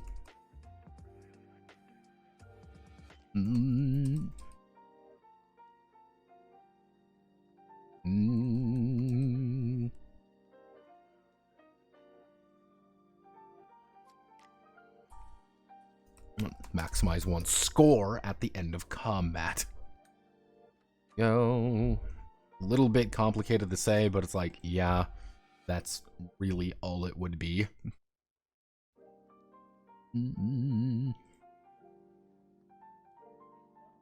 I sober? Am I better? No, I'm not better, but I am sober because I'm sober. What a shame. It's Jover. Did it even begin? Let's see. So optimal firing arcs, and then we're going to do this. Actually, this is kind of a set piece. The set piece system is simple enough that's like, yeah, you're just gonna add a D12 or a D10 to whatever it is. Doesn't really matter. Add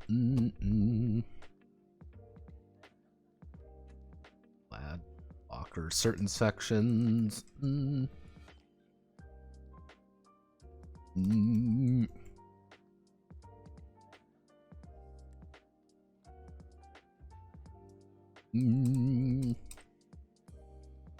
Certain sections will have we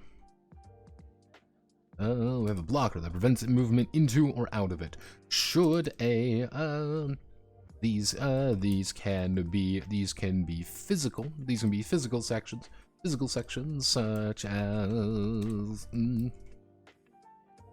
claustrophobic walls, or more prevalent.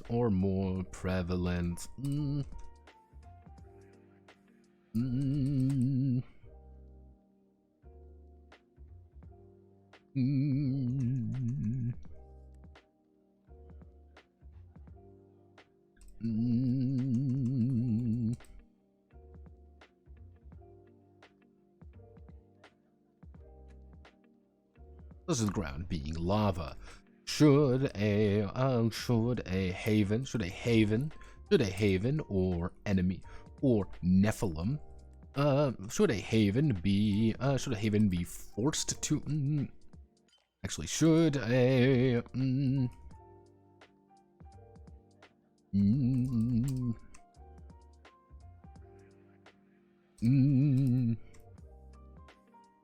they'll experience a wall slam.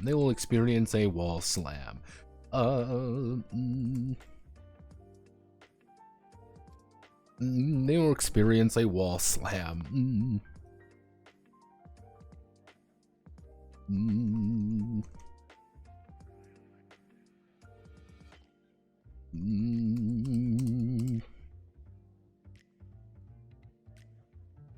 Experience. Well, actually,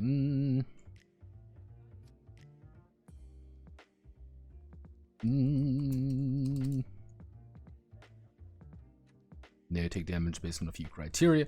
So our first one would be first one that's pretty easy to understand, which is if attacked, if in.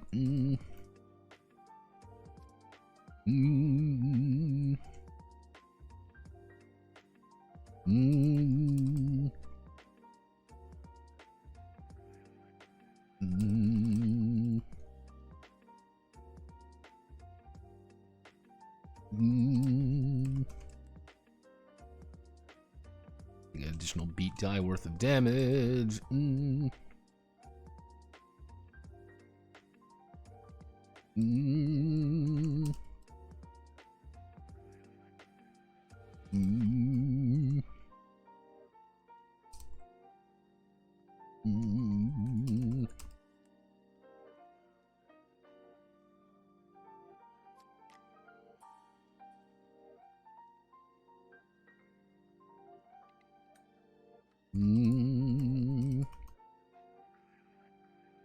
And take the current beat die and damage. So if you're at D4, you can literally skid across the bottom.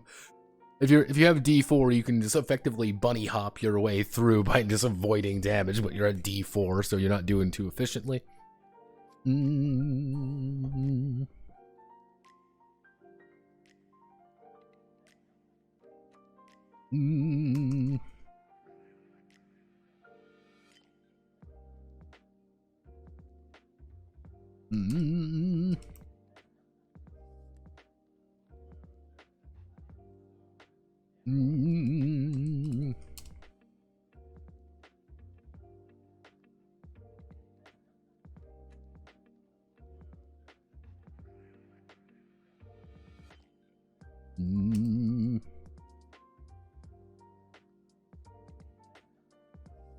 If you slam, if you slam your face into it, you're just stupid, and everyone's going to make fun of you. But yeah, you would just take beat die damage. At the end of the day, you're just taking beat die damage.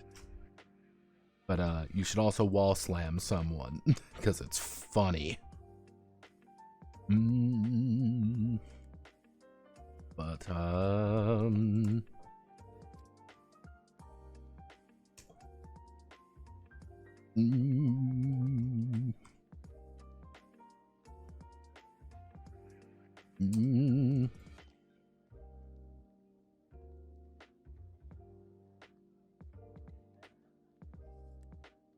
at the end to maintain air for long. At the end of the round, let's see, few havens or Nephilim exosuits can maintain air for long. At the end of the round,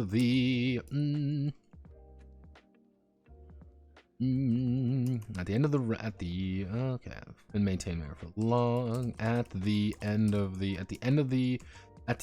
round.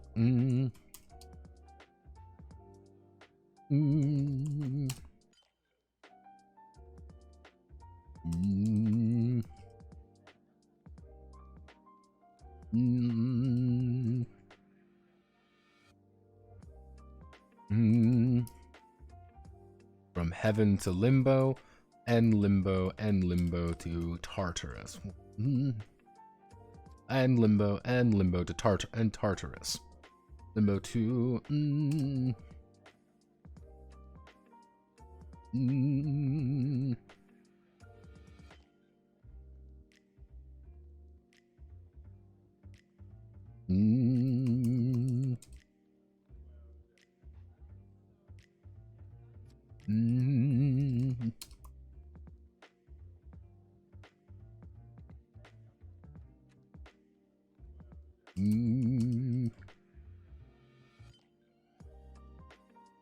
as they adjust their descent, this does not count as a Mm. Mm. Easy enough to understand. Everything is good. Mm.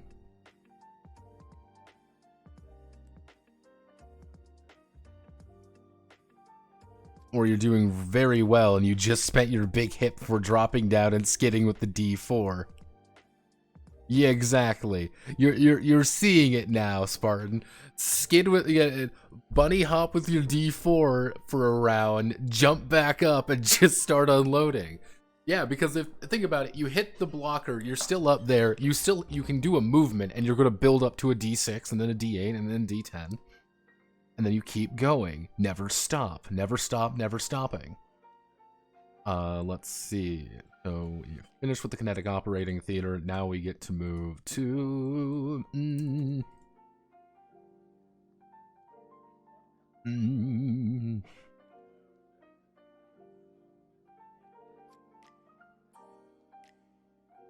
Who's commenting?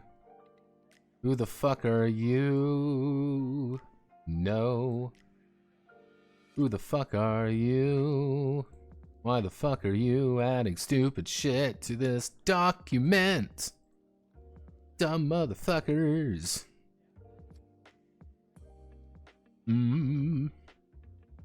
After momentum.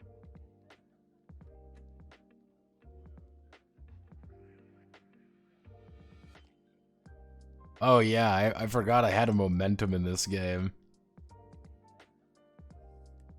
Let's see.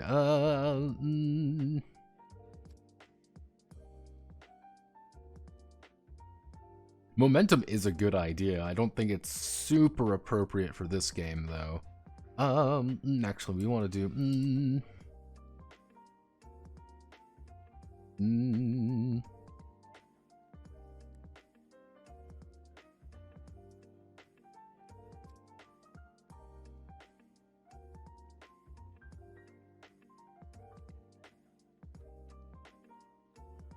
Like, the big idea in Eodusis Lux is that your initiative was being used a lot more.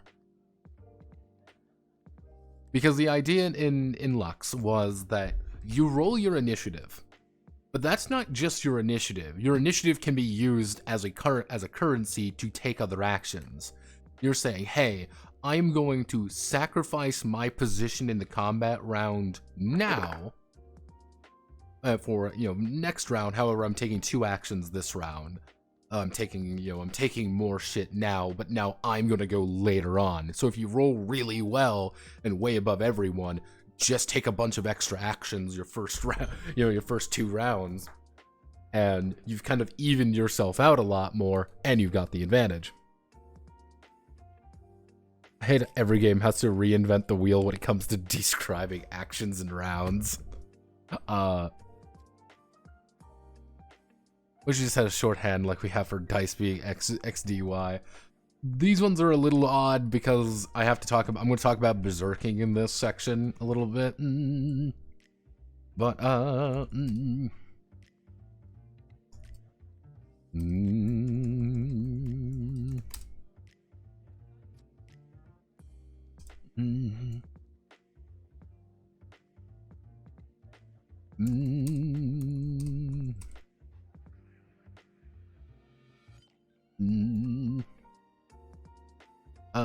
to build their, let's see, to build their combo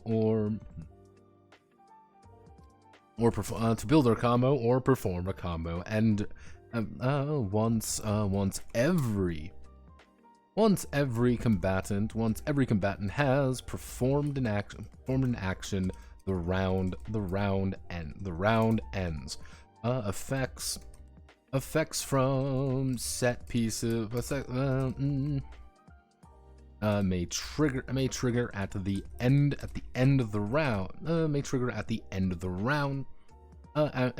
before starting the initiative order once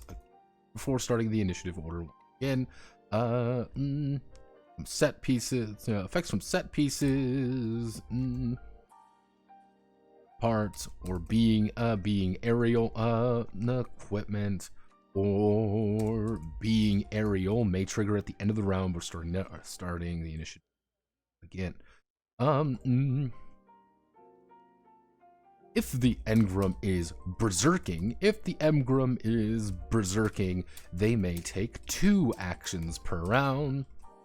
They may take 2 actions per round.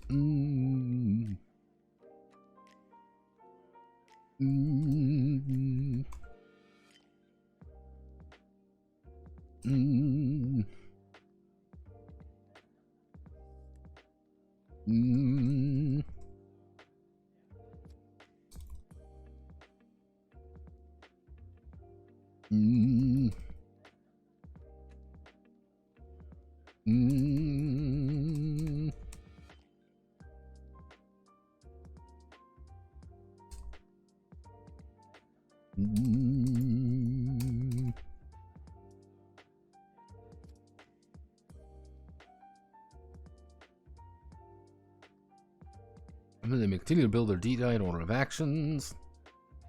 In order of actions, and we're going to put a footnote.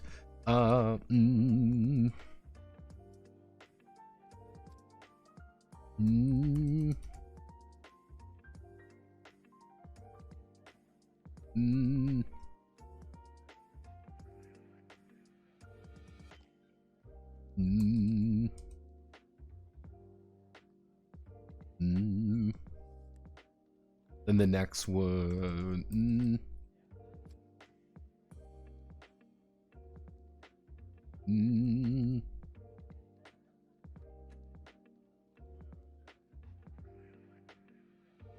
And then the next would have the.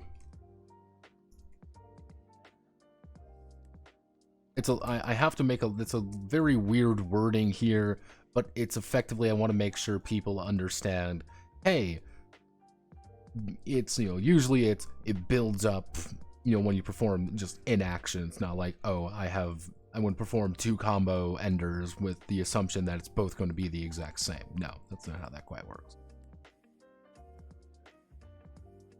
This is a weird rule to make sure that people do not have don't perform 2 combo enders.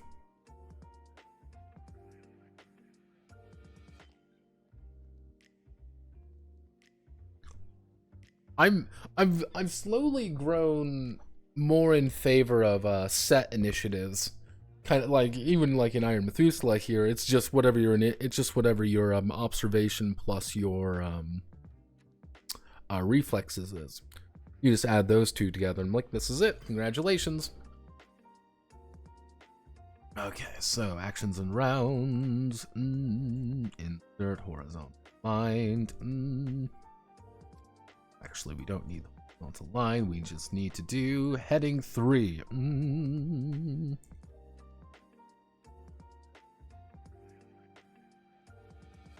Combo actions. Yep, this is what we have to work with. So what we're going to do is, let's just write out everything we need. Brace.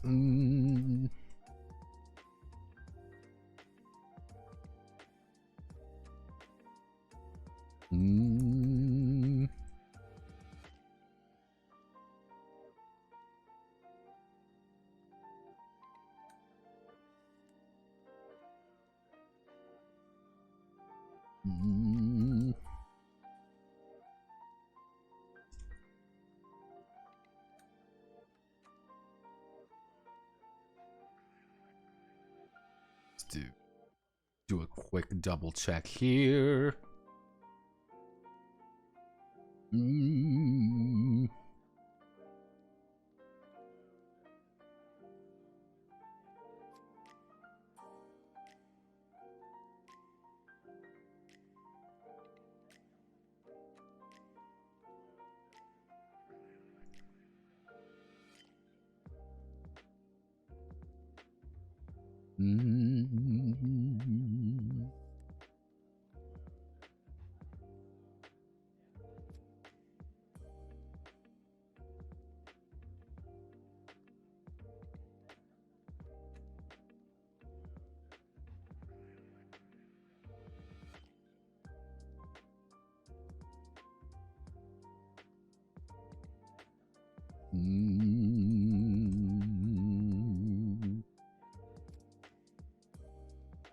And then we do our combo enders.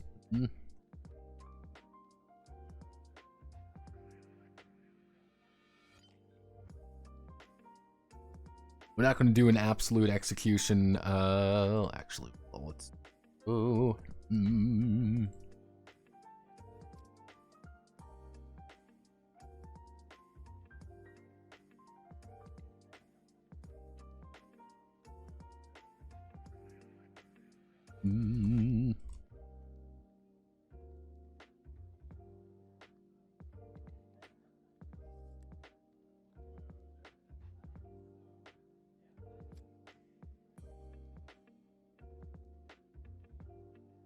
Actually, reload kinetic, recharge laser, recharge recharge charge weapon, shield. Okay. So, here's what we're going to do. So we're going to take all of you. We're going to hit that. We're going to hit this. This, do this, A to Z. Boom, me out of it. Alright, so.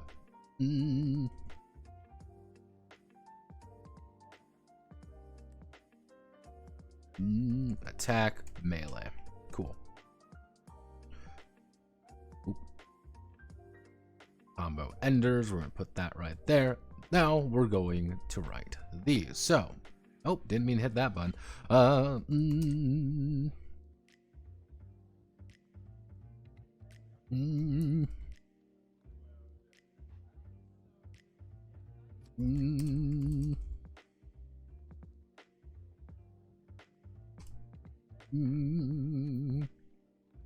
Brings a target with their melee weapon at range 0. At range 0.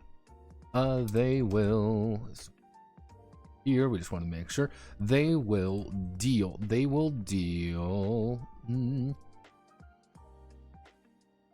They will deal beat die plus melee plus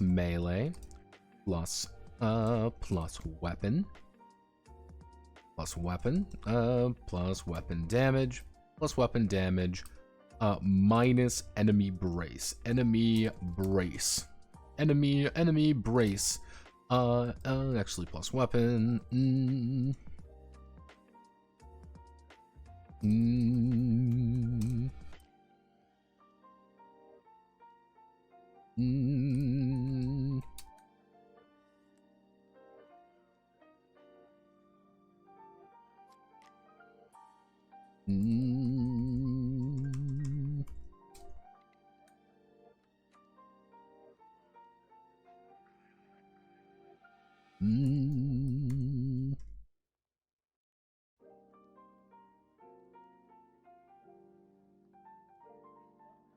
Let's use 2 connected parts to take the damage.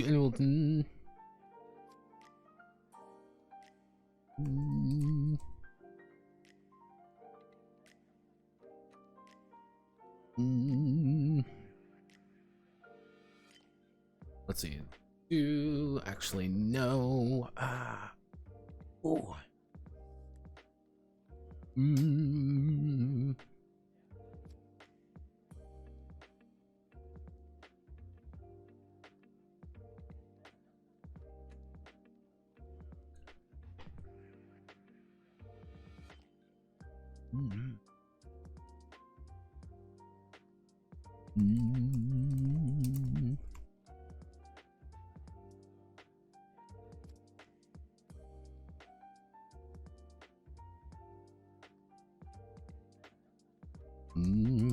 I have to make a charge in addition to this. They may spend 3 of their initiative to make a boost charge, moving one section toward their target before making the attack. Next, cool. This is what it does. This is how it works. This is what we're doing. We do 1, 2, do that, and then we're going to talk about ranged. So, the Haven,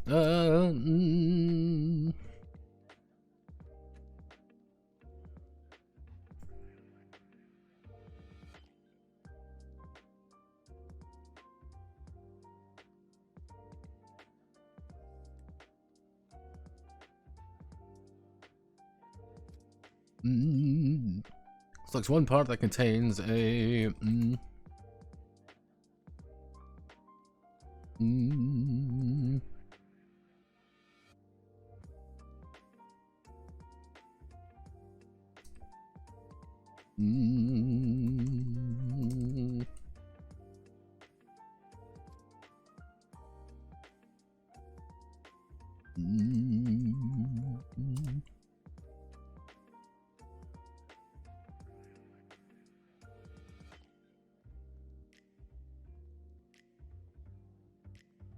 I end up calling it. I called it firearms, I think, right?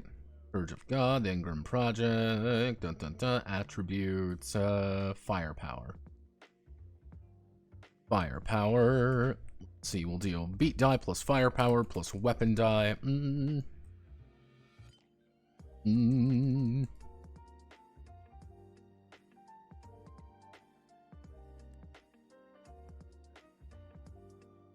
Do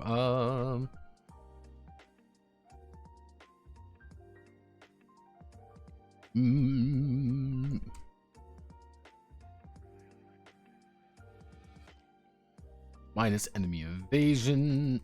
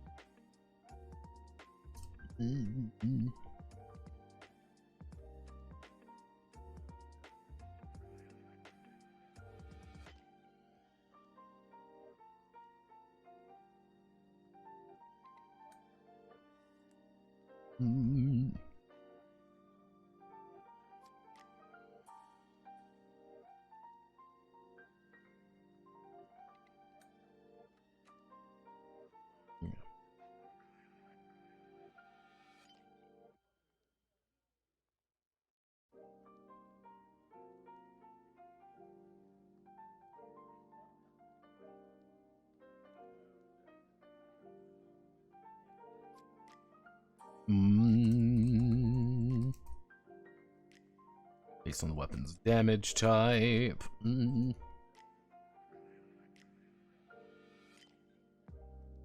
weapon's damage type. So we do 1, 2, 3. So we do single. It would be single. It would be explosive, shred, automatic. I believe those are the only ones that we have to work with. 1, 2.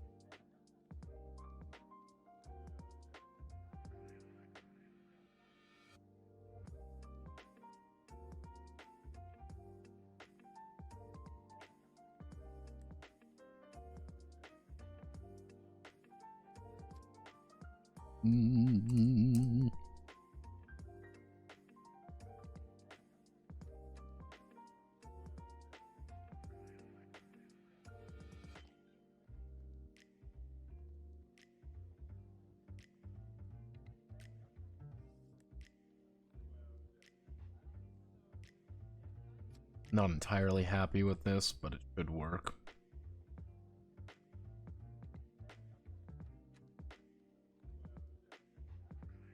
Oh, thank you very much, Bobby the Duke.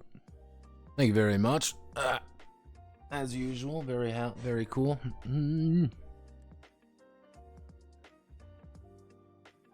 If there's no movement, why are you just not always at whatever range you want to be all the time?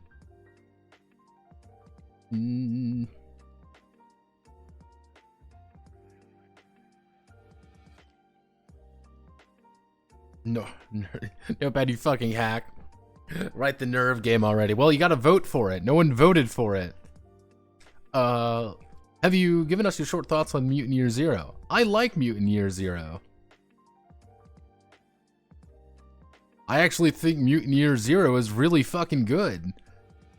I think subsequent uses of Mutant Year Zero are debatable in quality. Though my opinion on Mutant has shifted greatly over the years. Especially since, well, you never reviewed it. Honestly, it's one of those things, I never went over it because it was always a little bit too popular for me. It's in that weird thing where I kind of really started doing it, all of these things, right when Free League really shot up. Like, you gotta remember, like, Free League, over the past, like, 5 years, Free League has, like, really, like, shot up in popularity. And it's like, PBTA is popular, you still review it. I'm not talking about, like, just like an individual game. It's the fact that it was Mutant Year Zero by Free League that was like, oh, this is a little bit too big for what I'm doing. I want to go over smaller games. I want to go over tinier games. Though I have done other Year Zero games at this point, and I want to talk about Year Zero games more, but it's kind of like, where do I put them? Mutant Year Zero is in that camp very, very strong, actually. I have no idea where the fuck to put Mutant Year Zero now. Though, yeah, the Year Zero engine, that's just kind of what they use, even if it's not good, if that makes sense. Or Twilight 2000, yeah, this works really good. Blade Runner? I'm also of a strong belief that the Blade Runner tabletop role-playing game is really interesting and shouldn't have been made. I think that is a very complicated game to talk about. Let's see. We want to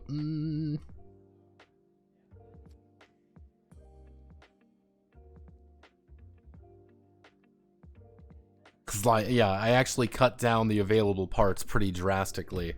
Actually, that reminds me.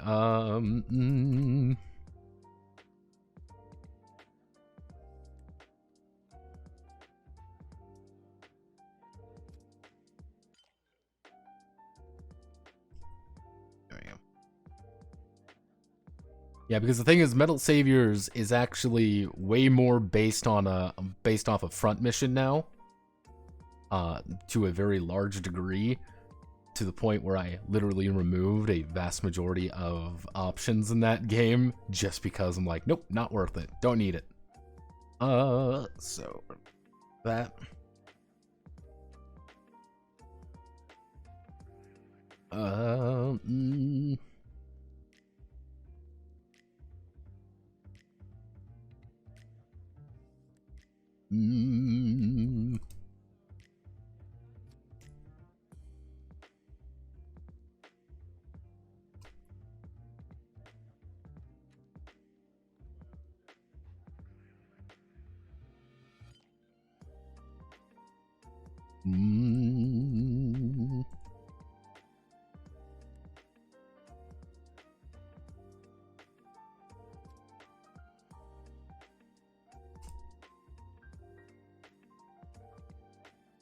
Build a brace. Brace is automatically consumed.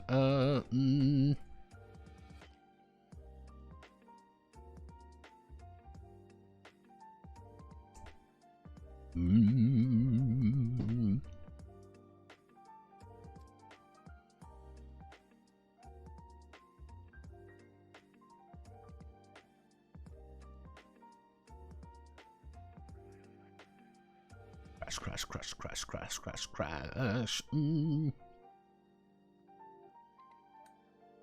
Mm. Mm. Mm.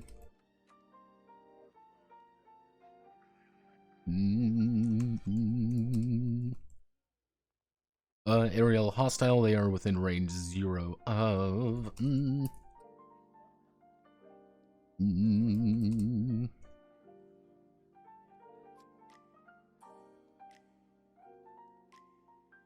Mm.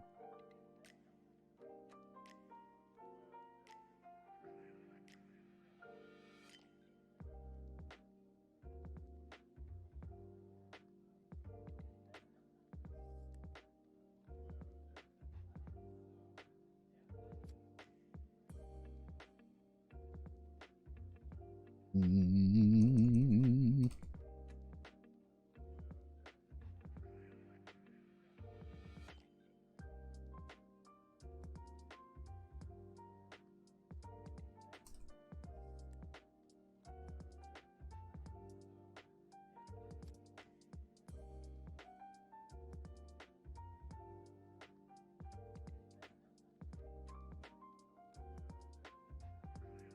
Yeah, you want to you want to be an asshole? Do that.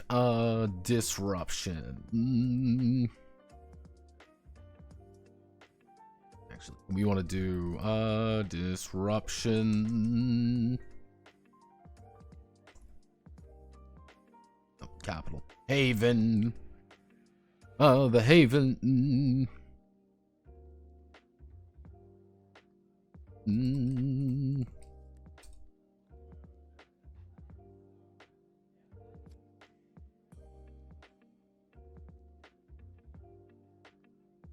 Mm.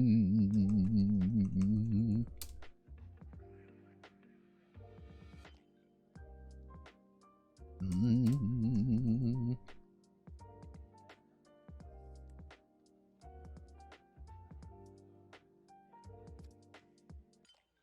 Targets beat die. Mm. Plus nerves, plus nerve, plus modifier. Modifiers. Mm. Mm.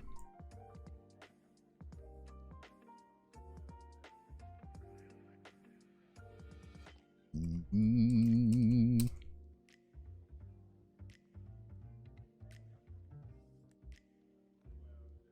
Mm.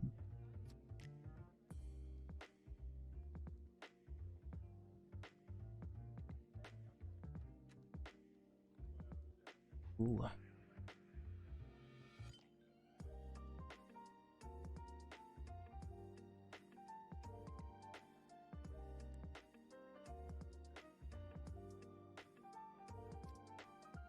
Mm. Mm.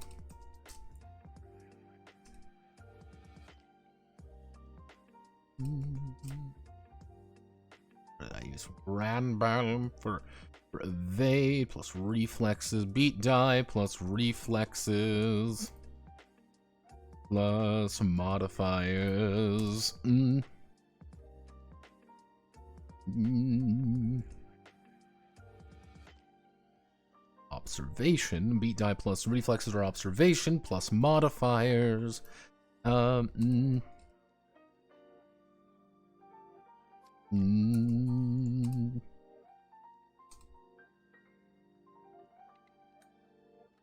Mm.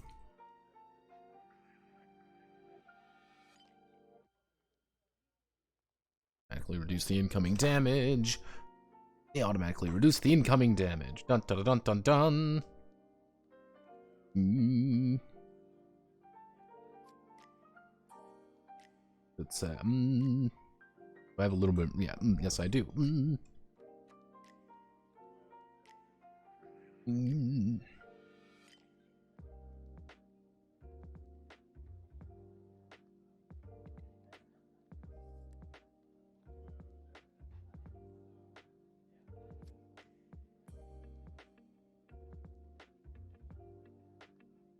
Mm.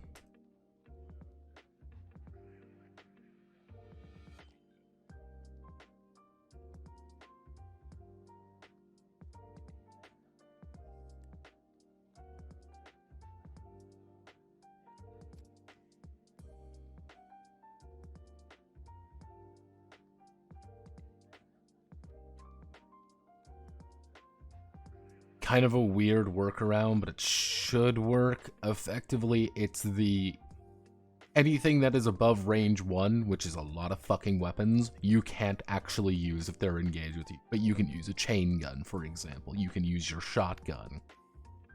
Which, arguably, if you're in this situation, just get your shotgun and shove it up their ass and laugh as they die violently. Evasion. We envision. Envision should have gone. Envision should have gone higher.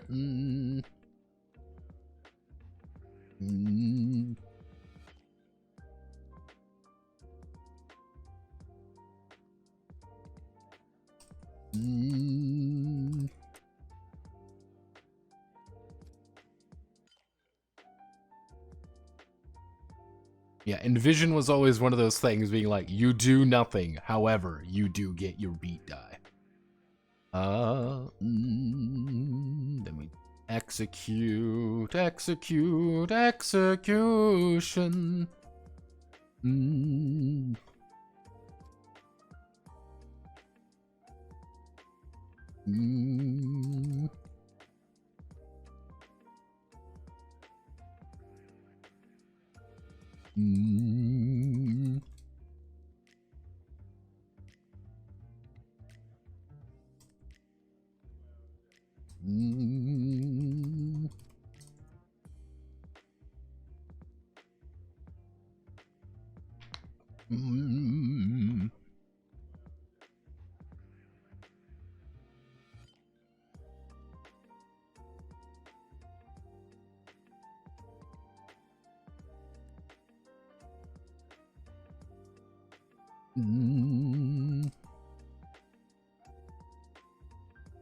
Trigger, Haven triggers there.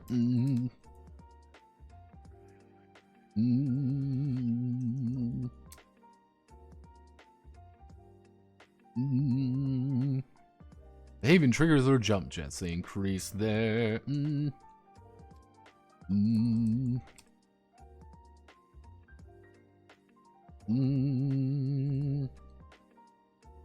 One, two, limbo or heaven.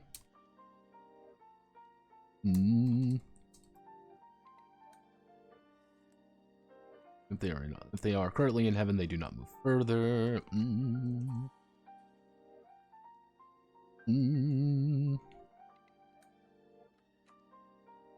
So if we do knock up, dun dun dun dun dun. So do that. So this would be.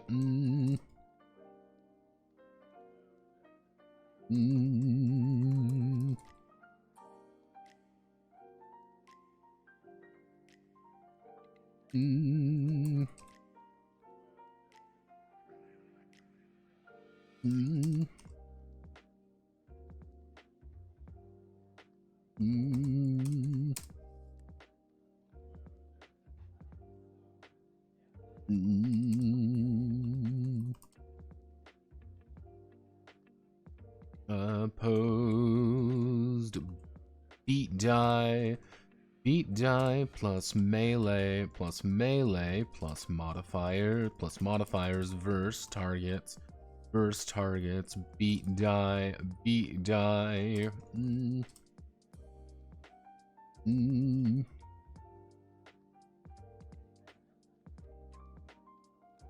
plus modifiers. If the target is unopposed, they automatically move. They automatically move up.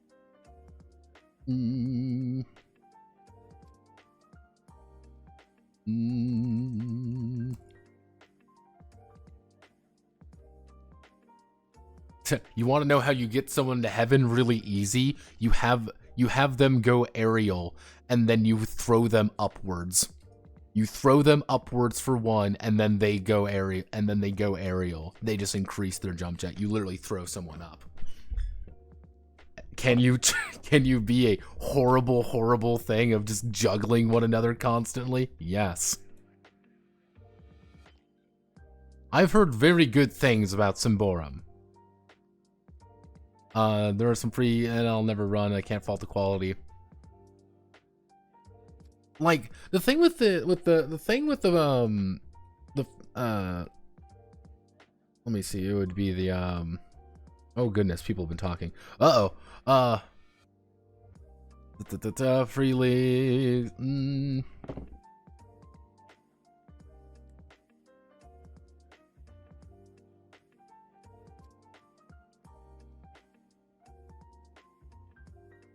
The thing is, the Blade Runner RPG was like, why does this exist more than anything? It was like, this is such a weird game, and it's such a weird personal game, that it's like, why do I even want to play this with other people? And it's such a strange feeling, being like, I don't want to play this with other people. I want this to be like a solo personal thing. And that was actually why Neurobeat was made.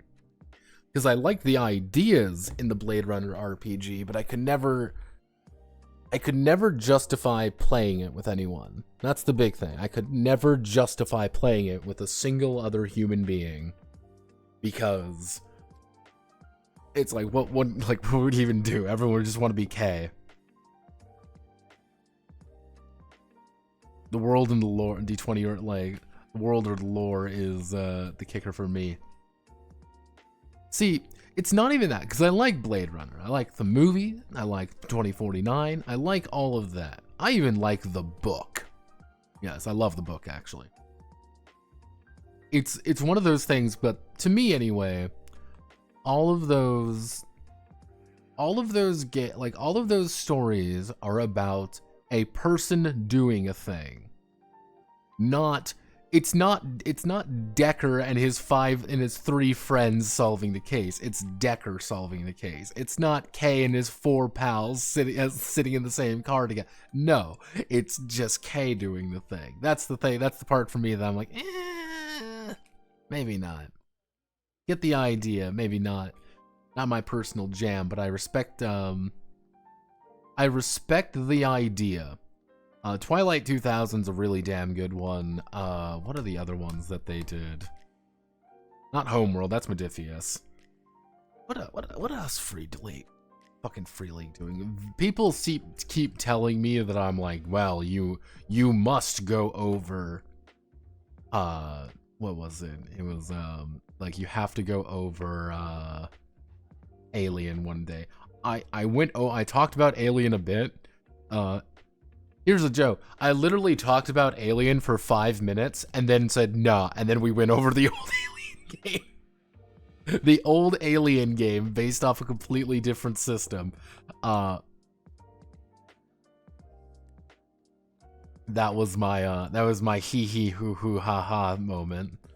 It was I've heard very good things about Alien repeatedly. The only thing that I've consistently heard as an issue with Alien is that you can get like one good game out of it, and it's really meant for that one-shot play.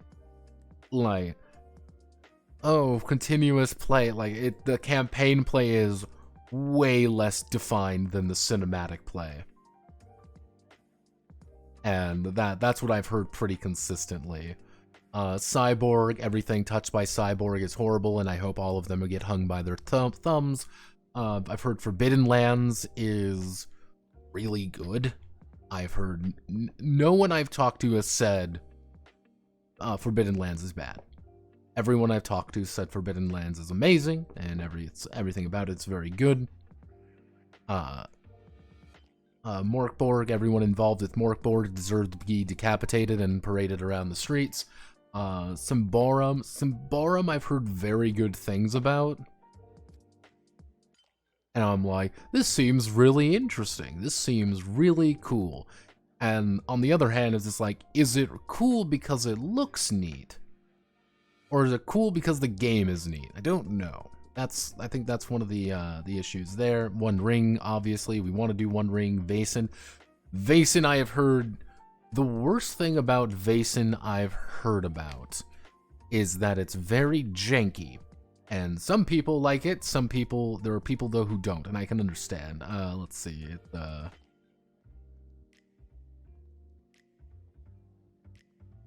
Because Death in Space...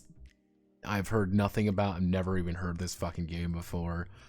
Into the Odd, Rules Life, flavor heavy role-playing game. Wow, it's another one. Pirate Board, again, public execution in the town square, mass decapitation. Let them die slowly. Tales from the Loop. Someone likes Tales from the Loop. My thing is, I have no idea what you do in Tales from the Loop. This is the thing. I have no idea what actually goes on in this game. And people have said, oh, it's really interesting. And I'm like, what do you do? What's the game like? And it's like, well, you do a thing. What do you mean by that? Well, you're doing a thing. You do things. It's exciting. What do you do, though? That's what I keep, asking, and no one can ever give me a really good answer outside of you do things for reasons.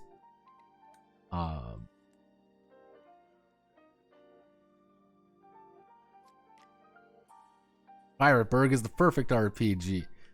You keep its name out of your motherfucking mouth. Total death. Total Borg death. Borg and its consequences have been a disaster for the tabletop role-playing community, and I hope they all die. I hate the Swedish people. I hate Sweden, and its disaster it's brought upon me and my kin.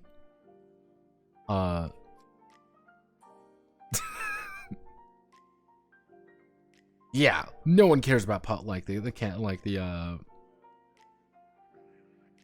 yeah, that's the thing with oh, it's campaign play. No one cares about campaign play. And is that a bad thing? That's a very fascinating question. That is actually a really fascinating question to ask. Is that a bad thing? The Walking Dead game, I don't know why this exists. And I'm not saying this to being this is bad. I'm like, why does this exist now?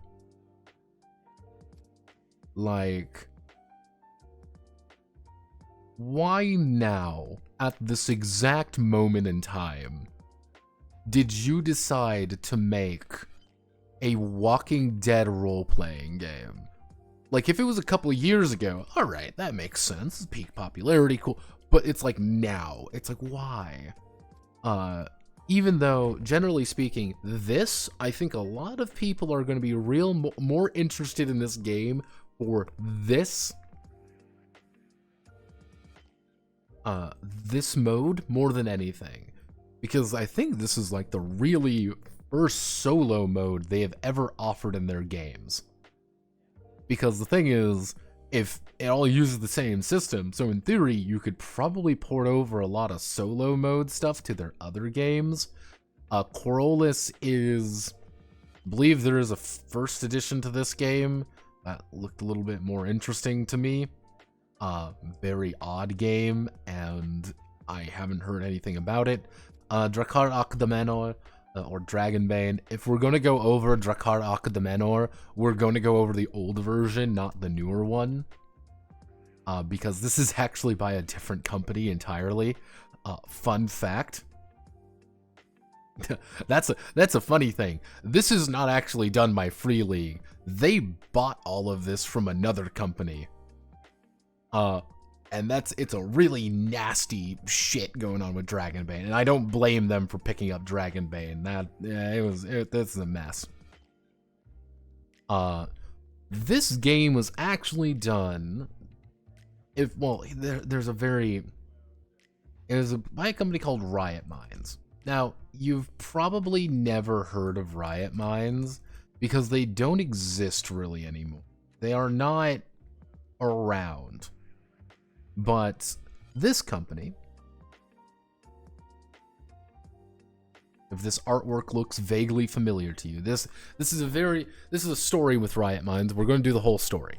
So, effectively, a long time ago in a galaxy far, far away, there was a company called Methuselah. They did adventure games. This was done by a company called Target Games. Target Games collapses. It gets turned into a completely different company. I can't remember the exact name. We talked about it in the Cult RPG, actually, because all of these were done by the same company, effectively. Drakkar Akdamenor, but it was belonged to the original owner. He picked it up. Eventually, he gave it to these guys, which was Riot Minds, another Swedish company. Riot Minds makes no money off of it and doesn't do anything. But during this time, Riot Minds also made things like Trudeveg. They made a bunch of little games that didn't sell anything. Then, technically, they collapsed. Riot Minds are still around, but they're not nearly as big as they were. Trudeveg is actually owned by Come On now, Cool Mini or not. They're owned by a company out in Singapore. The Drakkar Akdamenor, though, was picked up by Free League. Literally because of historical, belief. That was literally it. Ruin Masters. This is a really weird situation here. That probably Ruin Masters is an RPG that was supposed to be Drakkar Akdamenor Simple Edition, because they didn't want to give Drakkar Akdamenor its own thing, because if you see, the artwork here is the exact same as you will find here. Like, all of the art pieces in this book are in Ruin Masters, in one way or another. It's a very fascinating situation. Ruin Masters is now technically owned by Come On as well. Gonna see that. It's owned by Come On as well. Will they ever do anything with it? Absolutely not. They have zero incentive to do that. Generally speaking, we'll probably never see anything. We'll see Drakkar Akdamenor, but it's kind of it's a very interesting saga. Mutant Year Zero talked about that one. I know Free League went into the 5e stuff pretty hard, because why wouldn't you go into the 5e stuff pretty hard? Because that shit prints money, in Twilight 2000, which they didn't. But the weird thing about the weird thing about Mutant, and why I have such a weird divided opinion on Mutant now, is I learned that Mutant belongs to the Chinese. Yeah, Mutant Year Zero is a Chinese game. It's owned by Tencent.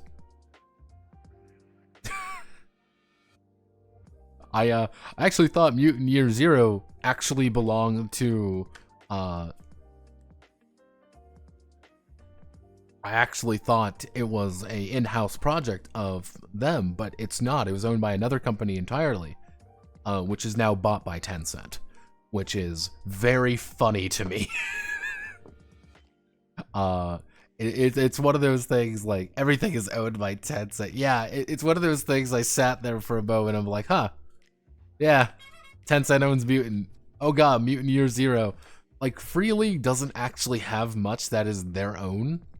That's not a problem. I mean, we gotta play the game. That's fucking Modiphius's entire... To give you... That has been Modiphius's entire modus operandi for the past couple of years. Because money. Money is good. Everyone likes money.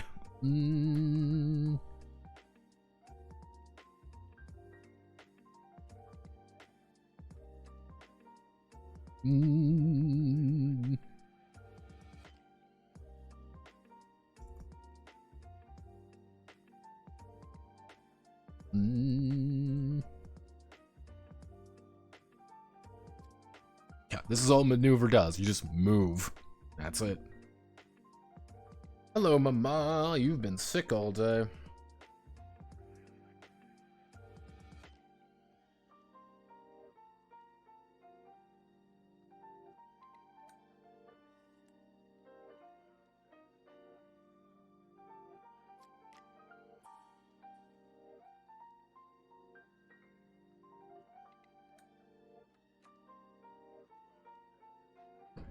My mom got sick.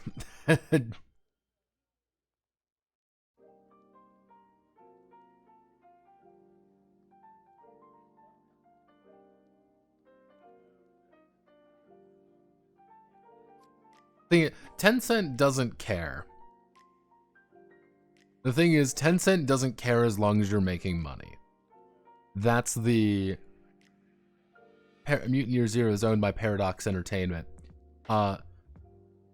This is something you gotta understand. This is the funny thing. So, if we do go to Paradox Entertainment, technically it's not Paradox Entertainment anymore. It's Paradox, it's not Paradox Entertainment. It's Cabinet Entertainment. Because Cabinet Entertainment is also Paradox Entertainment.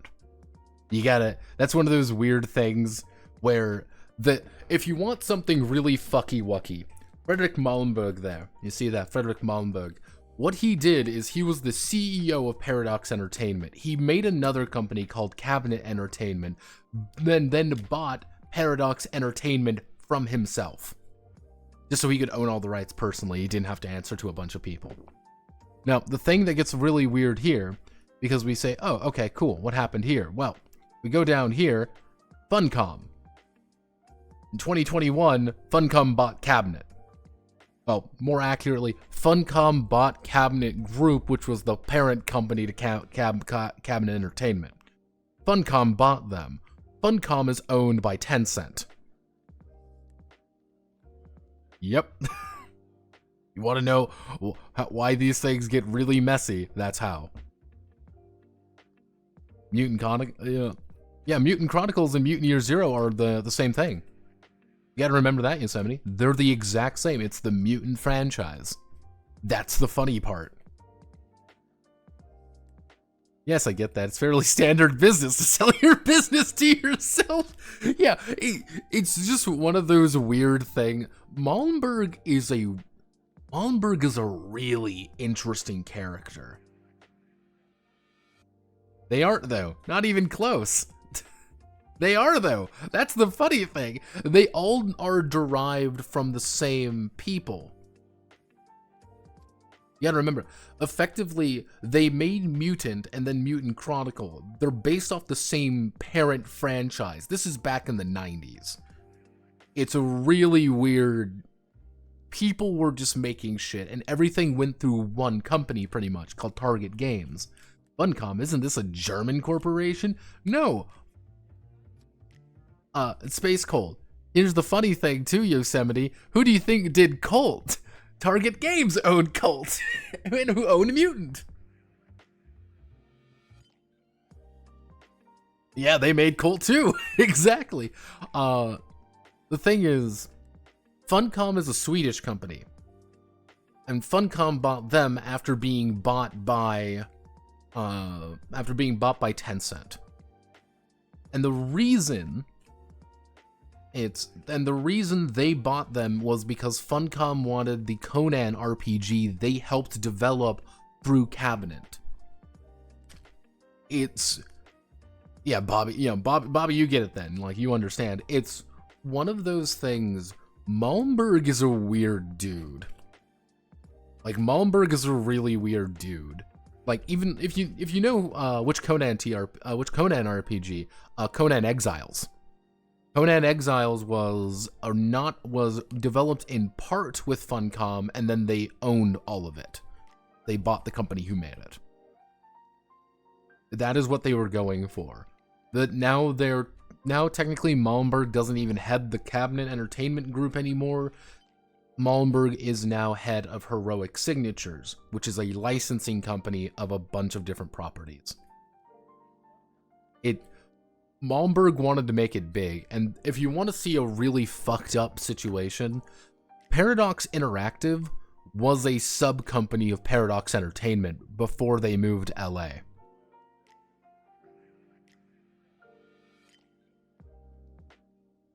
Yep.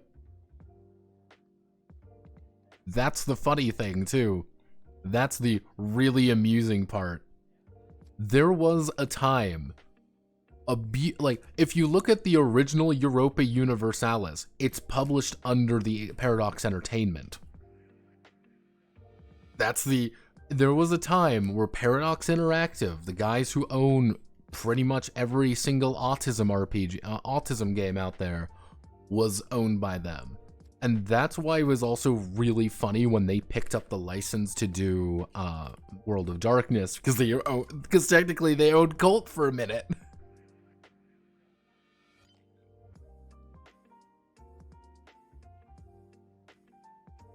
Yeah, Mutant, yeah, the Mutant Chronicle movie. If you remember the old Conan movie, the Conan movie that came out a few years ago with Jason Momoa, that was actually done by Paradox Entertainment.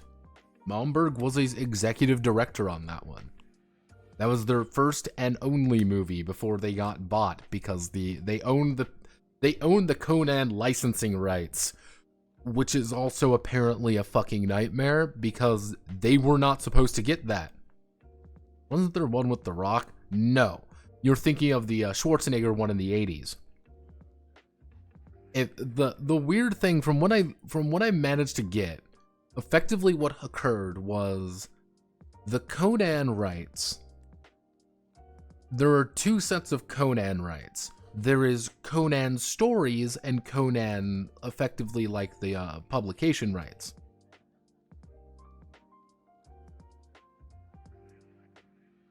And you're like, okay, what I mean by the publication rights is I can publish the books, and then you have all like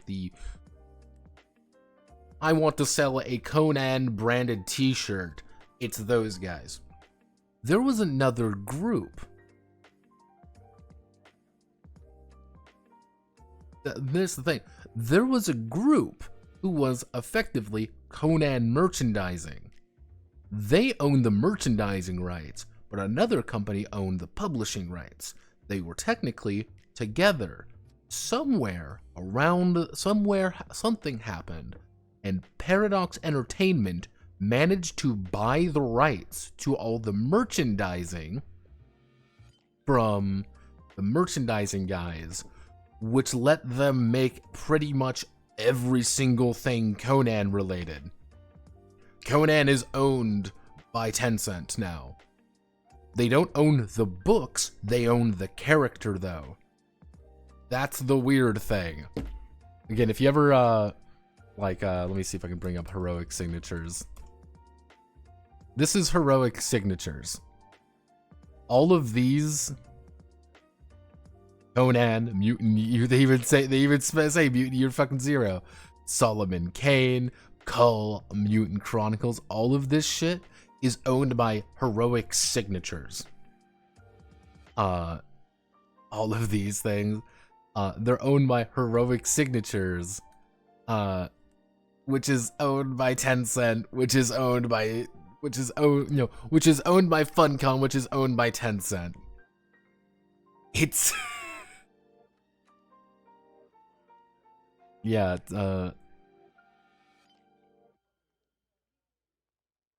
yeah, if like you want yeah, pretty much all of the Robert E. Howard characters they own. Chronopia, what the fuck? Like, you wanna buy Cull? You wanna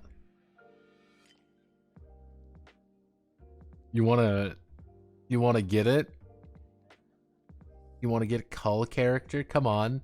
Here's the Lucidoom. It's Atlantis.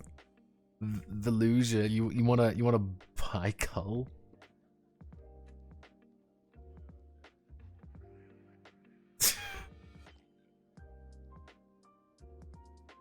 Yeah. It's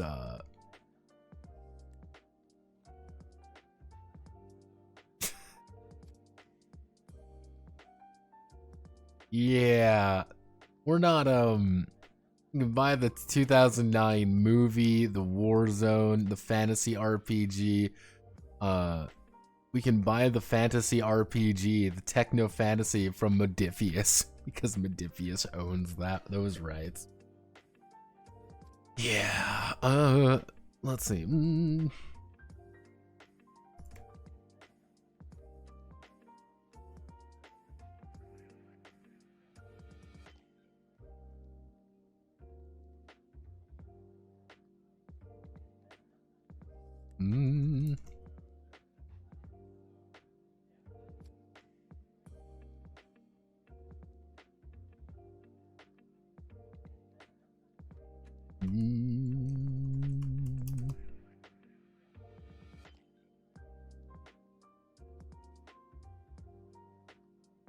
Mm.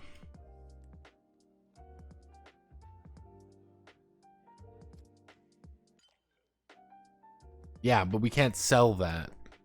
Come on, Yosemite. This is Modifius. We can't sell that. You got the entire Mutant Ground 3rd edition line for 100 pounds of steel. I don't doubt it. Like, I haven't gone over a lot of the 2D20 stuff because generally speaking, it doesn't look very good. Let's see. We want to do.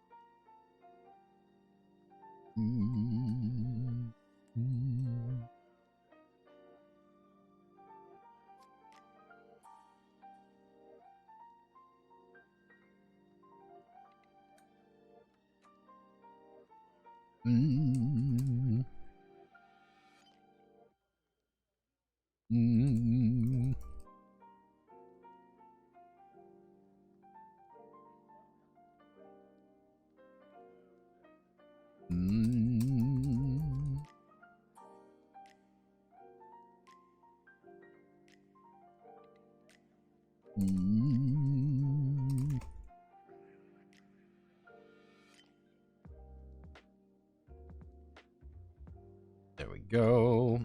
And then tactics.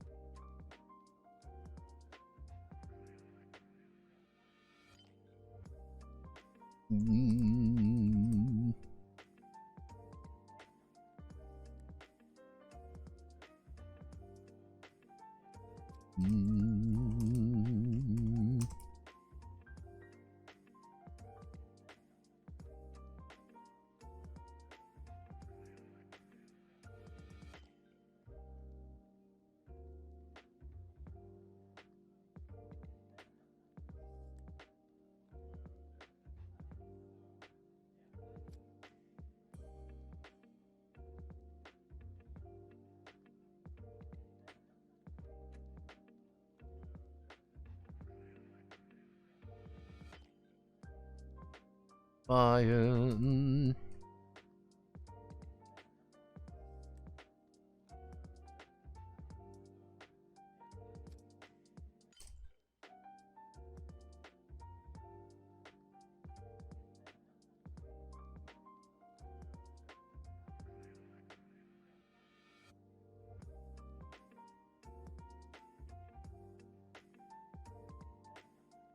Okay, so we do this and then oop, oop.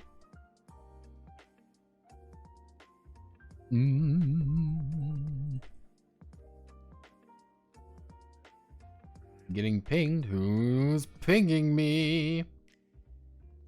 Oh, I don't like getting pinged.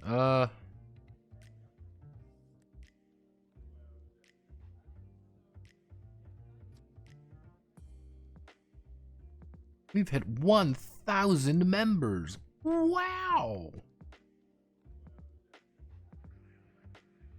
Mm.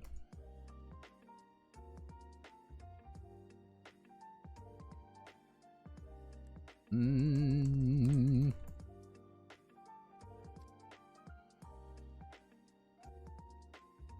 Mm. Mm.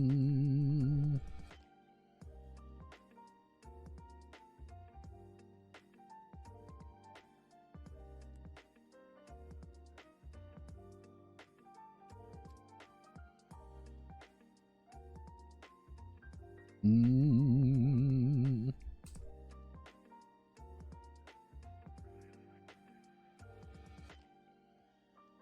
Mm.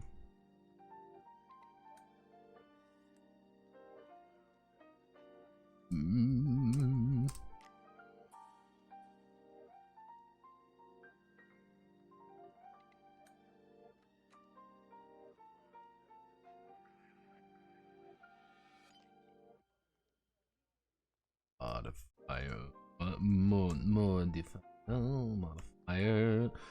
Modifiers versus the target's beat die plus X plus observation.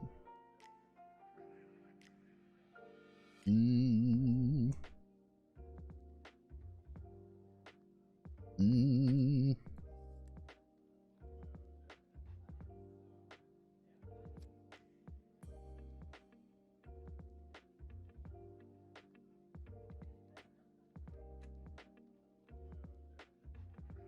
Mm.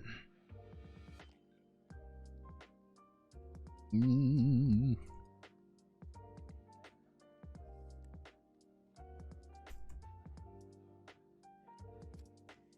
Mm. Mm.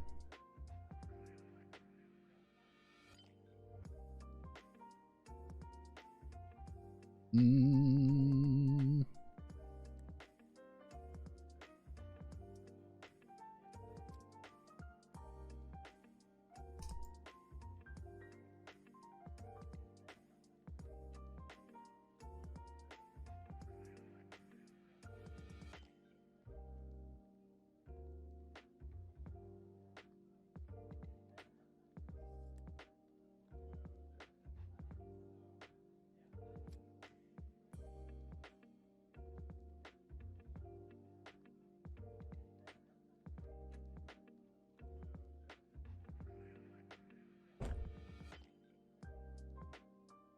Hello, baby. Cool. Mm.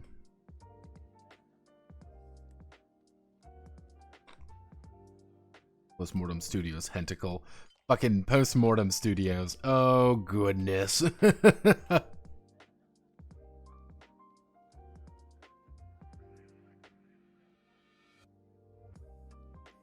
Mm.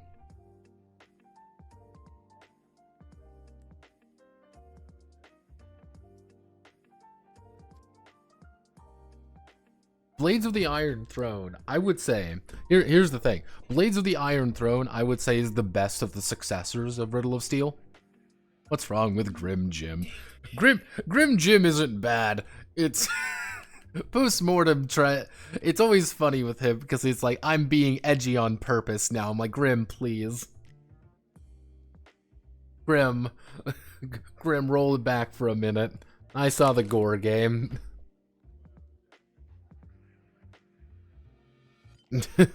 Oh goodness. He's not a bad guy. I just wish he would keep his head on straight sometimes. Oh, actually we don't need flight. Actually no, let's keep flight.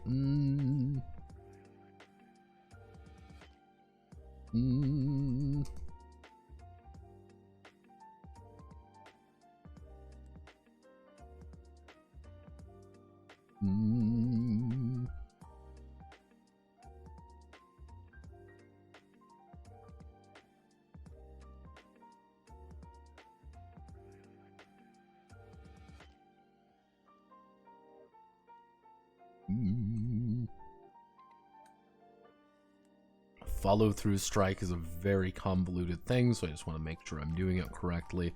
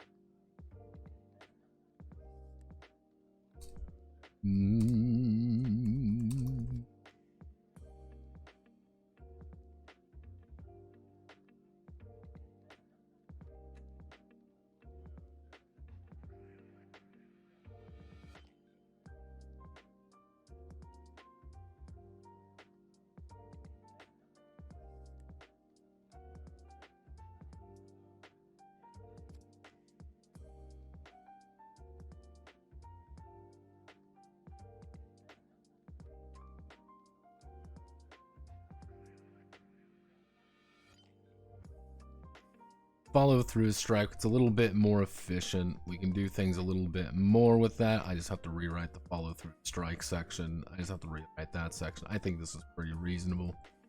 It's pretty much, hey, you don't need to burn your initiative. That's the big advantage. Apple.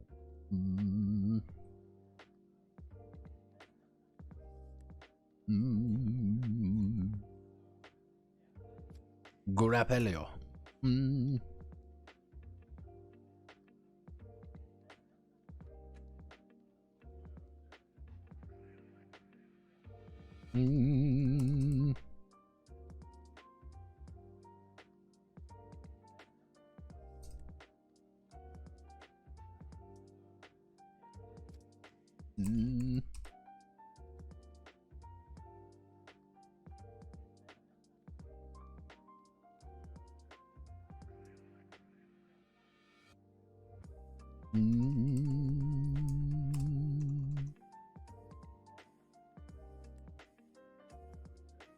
Make an opposed beat die plus melee. Melee plus reflex.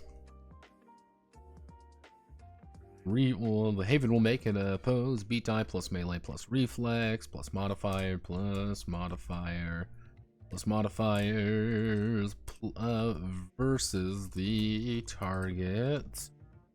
Beat die plus melee. Beat die plus melee or reflex.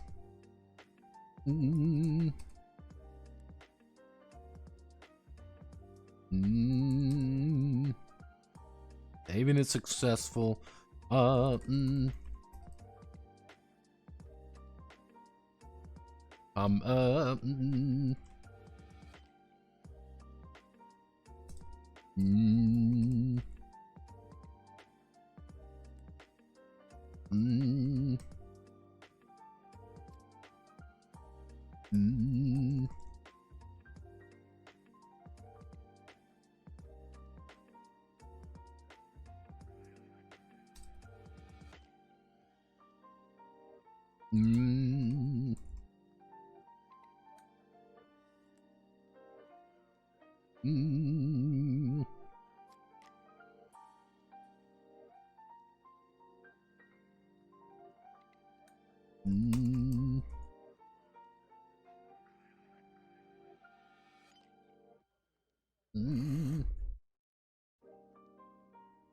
Let's see, throw slam.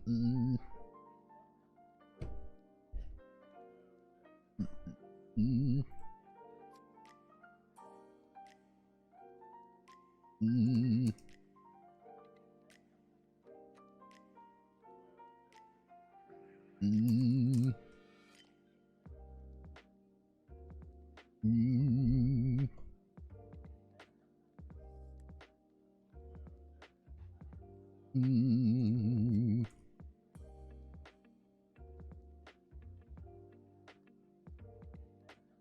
Mm.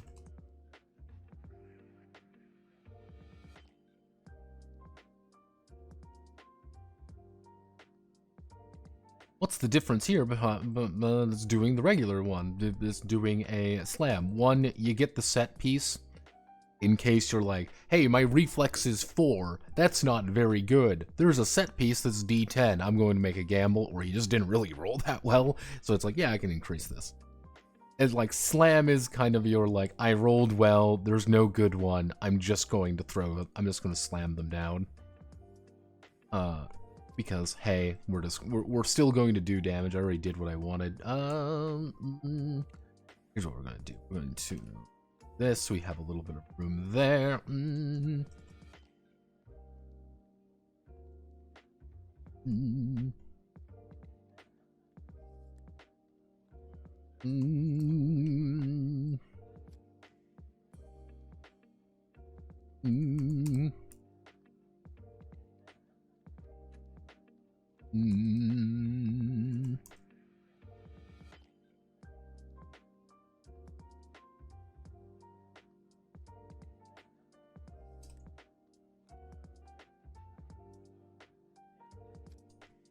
Mm.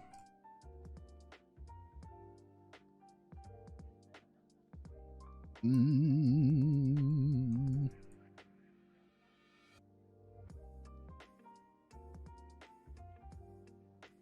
Mm. Mm. Mm.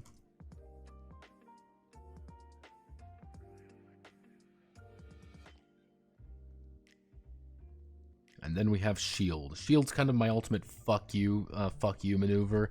Mm. Mm. Mm.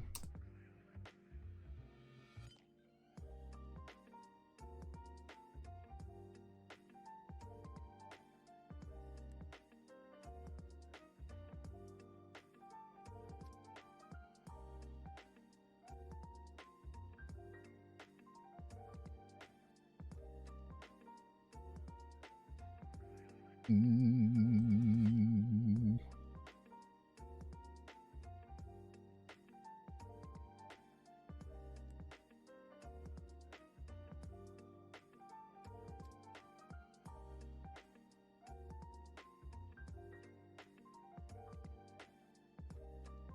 That's pretty okay. Yeah, that's it. Well, we're not done yet, but that's the entirety of combat. The combat is what combo action? Combo there we go. Combo finishers. There we are. Actions in combat are done. Congratulations, everyone. We did it. Commission pulpy high action horror game of Holocaust survivors possessed by the angry ghosts of the Holocaust victims who use necromancy to hunt down mythos-powered Nazis. Bobby, I would go to the forever box by proposing that. I would get shot repeatedly with a gun for just even pretending to do that. Good God, I'm not insane. I'll do weird porn games, but that, hell no. I'm sane.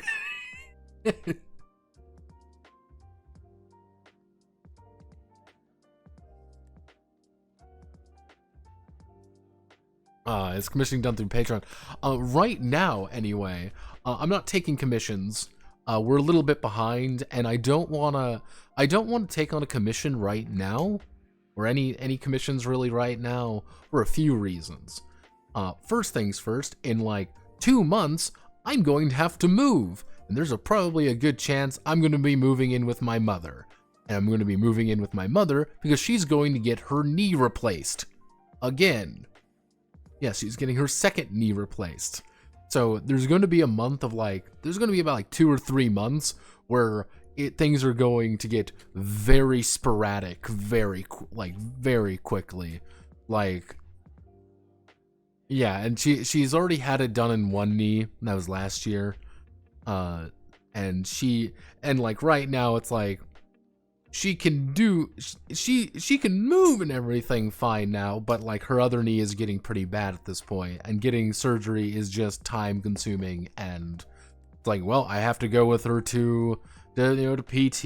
We gotta walk with her, do everything like that, and do all the bullshit there. So it's the back half of this year is going to be very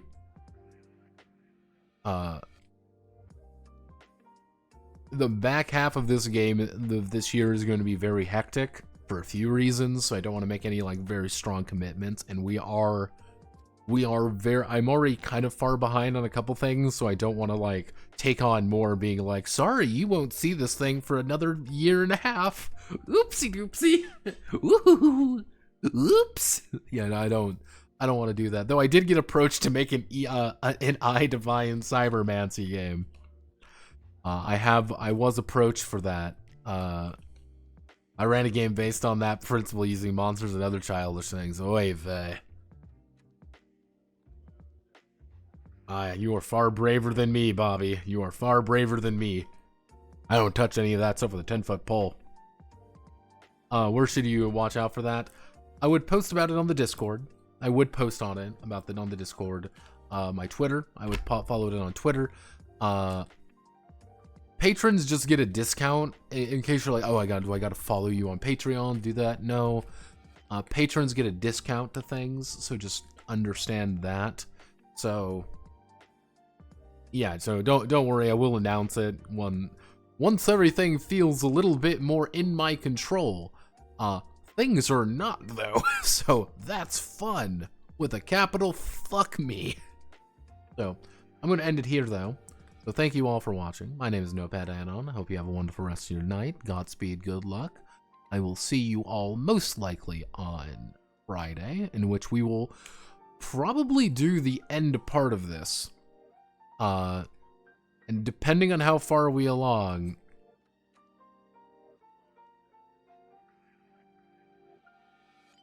disappearing, never to be heard from again. Don't worry, I'll always be here. As long as you're on the Discord, Schizoden notwithstanding, you would kind of get a full rundown of how I'm doing. So no fear. I don't update to Patreon as much as I should. But thank you all again. Godspeed. You know the rest. I will go now because my throat's dying.